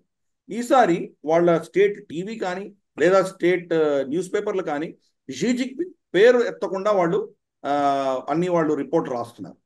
అంతేకాదు ఈ ప్లెనం కంటే జస్ట్ ముందర ఒక ఆర్టికల్ వచ్చింది, షీ జిన్పింగ్ చాలా పెద్ద రిఫార్మిస్టు, మావో జెడాంగ్ లాంటి ఆయనంత పెద్ద రిఫార్మిస్టు షీ జిన్పింగ్ అంటూ ఆయన కొనియాడుతూ ఒక ఆర్టికల్ వచ్చింది. 24 గంటలు ఆర్టికల్ని తీసేయడం జరిగింది. ఎందుకు తీసేశారు? ప్రశ్నలు పుడుతున్నాయి. అంటే బహుశా షీ జిన్పింగ్ స్వయాన తన రోల్ని తగ్గించే దిశగా, అంటే బయట పబ్లిక్గా ఆయన ప్రొజెక్షన్ లేకుండా ఏమైనా వాళ్ళ ఎకానమీలో తప్పిదం జరిగితే తనకు తడి అంటకుండా ఉండే ప్రయత్నం ఆయన మొదలు పెట్టారా అని చెప్పి చాలా మంది ప్రశ్నిస్తున్నారు. సో మరి ఆయన తప్ప అక్కడ శక్తి ఎవరికి లేదు. కాబట్టి ఏం జరిగినా ఏం చేసినా ఆయనే దాన్ని బాధ్యత వహించాల్సి వస్తుంది. మరి అక్కడ ఆయన శక్తి క్షీణించిందా లేదా ఆయన ఎందుకు ఇలా చేస్తున్నారు అన్నదానికి చాలా ప్రశ్నలు ఉన్నాయి. బహుశా ఇమ్మీడియట్గా మనకు సమాధానాలు రావు. కొన్ని వారాల తర్వాత మెల్లిమెల్లిగా తెలుస్తుంది మనకు. అక్కడ ఉన్నటువంటి అంతర్గతమైనటువంటి విషయాలు లీక్ అవడానికి సమయం పడుతుంది. చూద్దాం ఏమవుతుంది. ఎస్. సో ఒకసారి అమెరికాకు సంబంధించిన డెవలప్మెంట్స్ తో మనం క్లోజ్ చేద్దాం సార్. అమెరికాలో బైడెన్ అడ్మినిస్ట్రేషన్ ఇప్పుడు సుప్రీంకోర్టు రిఫార్మ్స్ కోసం అని ప్రయత్నం చేస్తున్నట్టుగా తెలుస్తోంది. సో ఇప్పటికే సుప్రీంకోర్టు రిఫార్మ్స్ చేయాలనేది ఒకవైపు ఉంటే, ఇంకోవైపు పొలిటికల్ డెవలప్మెంట్స్ లో భాగంగా కమలా హ్యారిస్ ని ఎలాగైతే ప్రెసిడెన్షియల్ అభ్యర్థిగా నామినేట్ చేస్తున్నారో, సో ఇప్పుడు కమలా హ్యారిస్ ట్రంప్ కంటే ఎక్కువ రేటింగ్స్ సాధిస్తున్నట్టుగా కనబడుతోంది. సో కమలా హ్యారిస్ రాబోయే రోజుల్లో ఆమె అమెరికా అధ్యక్షురాలు అవుతుందా అనే ఒక చర్చ కూడా సీరియస్ గా మొదలైంది. సో ఈ రెండు అంశాల గురించి అండ్ యుఎస్ డెవలప్మెంట్స్ గురించి ఒకసారి చెప్తారు. గతసారి అంటే ట్రంప్ హయాంలో ఆయన అపాయింట్ చేసిన జడ్జిలే ఈరోజు సుప్రీంకోర్టులో మెజారిటీ ఉన్నారు. సో మన దేశంలో కాకుండా అక్కడ పార్టీల పరంగా వాళ్ళు నామినేట్ చేసుకుంటారు జడ్జిలని. ఈరోజు రిపబ్లికన్ జడ్జెసే సుప్రీంకోర్టులో ఎక్కువ ఉన్నారు. డెమోక్రాట్స్ నామినేట్ చేసిన వాళ్ళు తక్కువైపోయారు. దాంతో ట్రంప్ని వీళ్ళు ఏదో విధంగా ఎలక్షన్లో పార్టిసిపేట్ చేయకుండా ఆపాలి అని ఏవైతే ప్రయత్నాలు చేశారో ఆ ప్రయత్నాలన్నీ కూడాను తిప్పికొట్టేశారు. సుప్రీంకోర్టులో జడ్జిమెంట్స్ అన్ని కూడా తిప్పికొట్టడం జరిగింది. దాంతో ఇప్పుడు జో బైడెన్ వచ్చేసి మళ్ళీ దాంట్లో ఏదో సంస్కరణలు తీసుకొద్దాము, ఇప్పుడున్నటువంటి రూల్ ప్రకారం ఒకసారి జడ్జిగా అపాయింట్ అయితే చనిపోయేంత వరకు కూడా అతనే జడ్జిగా ఉంటాడు, అలా కాకుండా రిటైర్మెంట్ ఏజ్ ఒకటి పెడదాము అని చెప్పి ఆయన ఒక ప్రతిపాదన తీసుకొచ్చారు. అంతేకాదు జడ్జిలకు కూడా గతంలో ఇదివరకు ఎక్స్ ప్రెసిడెంట్స్ ఎవరైతే ఉన్నారో వాళ్ళ పైన ఉన్నటువంటి ఇమ్యూనిటీ ఏదైతే ఉందో, వాళ్ళు కొన్ని చట్టాలు వాళ్ళకు వర్తించవో, వాళ్ళ పైన మీరు చర్యలు తీసుకోలేరు అన్నటువంటి ఏదైతే ఉందో ఆ నిబంధనను తీసేద్దాము అన్న ప్రతిపాదన కూడా జో బైడెన్ తీసుకురావడం జరిగింది. అంటే ట్రంప్కి వ్యతిరేకంగానే అది చేసే ప్రయత్నం చేస్తున్నాడు ఆయన. సో ఇటువంటివి కొన్ని తీసుకొచ్చి కొన్ని రూల్స్ అండ్ రెగ్యులేషన్స్ పెట్టి దాని రూల్స్ ఆధారంగానే సుప్రీంకోర్టు నిర్ణయించాలి అని ఒక సంస్కరణ తీసుకొస్తాను అని ప్రయత్నం మొదలుపెట్టాడు ఆయన. ఈ రోజు జో బైడెన్ పరిస్థితి ఏంటి? ఆయన ఎవరు గౌరవించట్లేదు. ఆయన ప్రెసిడెంట్గా ఆయనకి శక్తి లేదు అని అందరూ అంటున్నారు. ప్రెసిడెన్షియల్ ఆర్డర్లో చేసేటువంటిది కాదు ఇది. కాంగ్రెస్లోను సెనెట్లోను పాస్ అవ్వాలి. పాస్ అయితే నిజంగా డెమోక్రాట్స్ ఎంతమంది సపోర్ట్ చేస్తారనేది పెద్ద ప్రశ్న. పైపెచ్చు మైక్ జాన్సన్ అన్నటువంటి వ్యక్తి ఎవరైతే ఈరోజు స్పీకర్గా ఉన్నారో ఆయన ఒక స్టేట్మెంట్ ఏమి ఇచ్చారంటే, this proposal is dead on arrival అన్నారు. అంటే ఇది నా దగ్గర రాకముందరే చచ్చిపోయింది, దీనివల్ల ఎవడు సపోర్ట్ చేయరు, ఇది పాస్ అవ్వదు అని చెప్పడం జరిగింది. సో జో బైడెన్ ఎక్కడో వెళ్తుంటే రిపోర్టర్స్ అడిగారు, మరి మైక్ జాన్సన్ ఏమో మీకు డెడ్ ఆన్ అరైవల్ అన్నారు కదా, మీరేమంటారు, దీని స్పందన ఏంటి అని అడిగితే జాన్సన్ ఈజ్ డెడ్ అన్నాడు ఆయన. అంటే మరి మారక పరిస్థితిలో ఉన్నాడా, లేకపోతే నిజంగానే ఆయన వ్యతిరేకంగా ఏమైనా చేయదలుచుకున్నాడా ఏంటి మనకు అర్థం కావట్లేదు. ఎనీవే ప్రతిపాదన అయితే ఉన్నది. జుడిషియరీని టచ్ చేస్తే, ఇప్పుడు చూస్తే కనుక జుడిషియరీని కనుక రైట్ వింగర్స్ ఎవరైనా టచ్ చేస్తే, ఓ మానవ హక్కుల ఉల్లంఘన అవుతోంది, మీరు కాన్స్టిట్యూషన్ని కాలు రాస్తున్నారు, మీరు డిక్టేటర్స్ అవుతున్నారు, ఇటువంటి భావజాలం అంతా మనం వింటాం. అదే డెమోక్రాట్స్ చేస్తే మాత్రం ఇది చాలా అద్భుతమైనది, పారదర్శకమైనది, సమాజాన్ని డెమోక్రసీని నిలబెట్టే దిశగా మేము చేస్తున్నామని వాళ్ళ నెరేటివ్ ఉంటుంది. మనం చూస్తే కనుక దీని విక్టిమ్ ఎవరు? Benjamin Netanyahu. అతను అక్కడ మార్పులు తీసుకొచ్చినందుకు అతని మీద ఎలా విరుచుకుపడ్డారో మనం చూసాం. అలాగే భారతదేశంలో మోదీ గారు ఇంతవరకు జ్యుడిషియల్ రిఫార్మ్స్ ముట్టలేదు. రేపటి రోజు జ్యుడిషియల్ రిఫార్మ్స్ కనుక ఏదైనా ముడితే వీళ్ళందరూ ఎలా విరుచుకుపడతారో మనకు తెలుసు. అదే డెమోక్రాట్స్ లెఫ్టిస్టులు చేస్తే మాత్రం చాలా గొప్ప విషయం కింద వాళ్ళు దాన్ని చిత్రీకరిస్తారు. కానీ ఈరోజు జో బైడెన్కి అంత శక్తి లేదు కాబట్టి ఇది ఊరికే చర్చించడానికి పనికొచ్చే సబ్జెక్టే, కానీ నిజంగా దీనికి పెద్ద ఎఫెక్ట్ ఉంటుందని నేను అనుకోను. ఇప్పుడు కమలా హ్యారిస్కి సంబంధించి ఆవిడ అఫీషియల్గా నిన్న వాళ్ళు డెమోక్రాటిక్ పార్టీ మేము నామినేట్ చేశామని చెప్తున్నారు. ఎందుకంటే ఒహాయోలో 7th ఆగస్ట్ ముందు అంతకంటే ముందరే ఏ పార్టీకి సంబంధించినటువంటి ఎవరైతే క్యాండిడేట్ ఉన్నారో వాళ్ళని అక్కడ చెప్పవలసి వస్తుంది. 7th ఆగస్ట్ ముందర చెప్పకపోతే నవంబర్లో జరిగేటువంటి బ్యాలెట్లో వాళ్ళ పేరు ఉండదు. కాబట్టి వీళ్ళేమో డెమోక్రాటిక్ కన్వెన్షన్ వచ్చి 19th ఆగస్ట్ పెట్టుకున్నారు. 19th ఆగస్ట్ వరకు వెయిట్ చేస్తే కనుక కమలా హ్యారిస్ పేరు దాంట్లో ఉండదు ఆ బ్యాలెట్ పేపర్లో. ఆ భయంతో వీళ్ళు ఏం చేశారంటే ఎలక్ట్రానిక్ బ్యాలెట్ అని ఏదో పెట్టారు. ఎలక్ట్రానిక్గా మీరు ఓటు వేయండి అని చెప్పి అందరూ ఓట్లు కమలా హ్యారిస్గా పడ్డాయి. కమలా హ్యారిస్కి వ్యతిరేకంగా ఎవరు నిలబడలేదు, ఒక్క ఓటు కూడా ఆమెకు వ్యతిరేకంగా వెళ్ళలేదు. ఆవిడే నామినేట్ అయ్యారని చెప్పి వాళ్ళు అనౌన్స్ చేశారు. అంటే ఒక డెమోక్రాటిక్ పద్ధతిలో ప్రైమరీస్ జరిగి నామినేట్ చేయబడ్డటువంటి వ్యక్తి కాదు, డెమోక్రాటిక్ పద్ధతిలో నెగ్గినటువంటి వ్యక్తి కాదు. అఫీషియల్గా ఇంకా ఆవిడని డిక్లేర్ చేయడానికి డిఎన్సీలో డిక్లేర్ చేస్తారు. అయినా కానీ కూడా ఆల్రెడీ ఆవిడకు ఓట్లు వచ్చాయని చెప్పేసి ఒక డెమోక్రాట్ పార్టీ అన్నది చిత్రీకరిస్తున్నది. దీంతో ఏమైందంటే ట్రంప్ వర్సెస్ జో బైడెన్ అనేసరికి జో బైడెన్ యొక్క మానసిక స్థితి అర్థమై అందరూ ట్రంప్ను సపోర్ట్ చేయడం మొదలెట్టారు.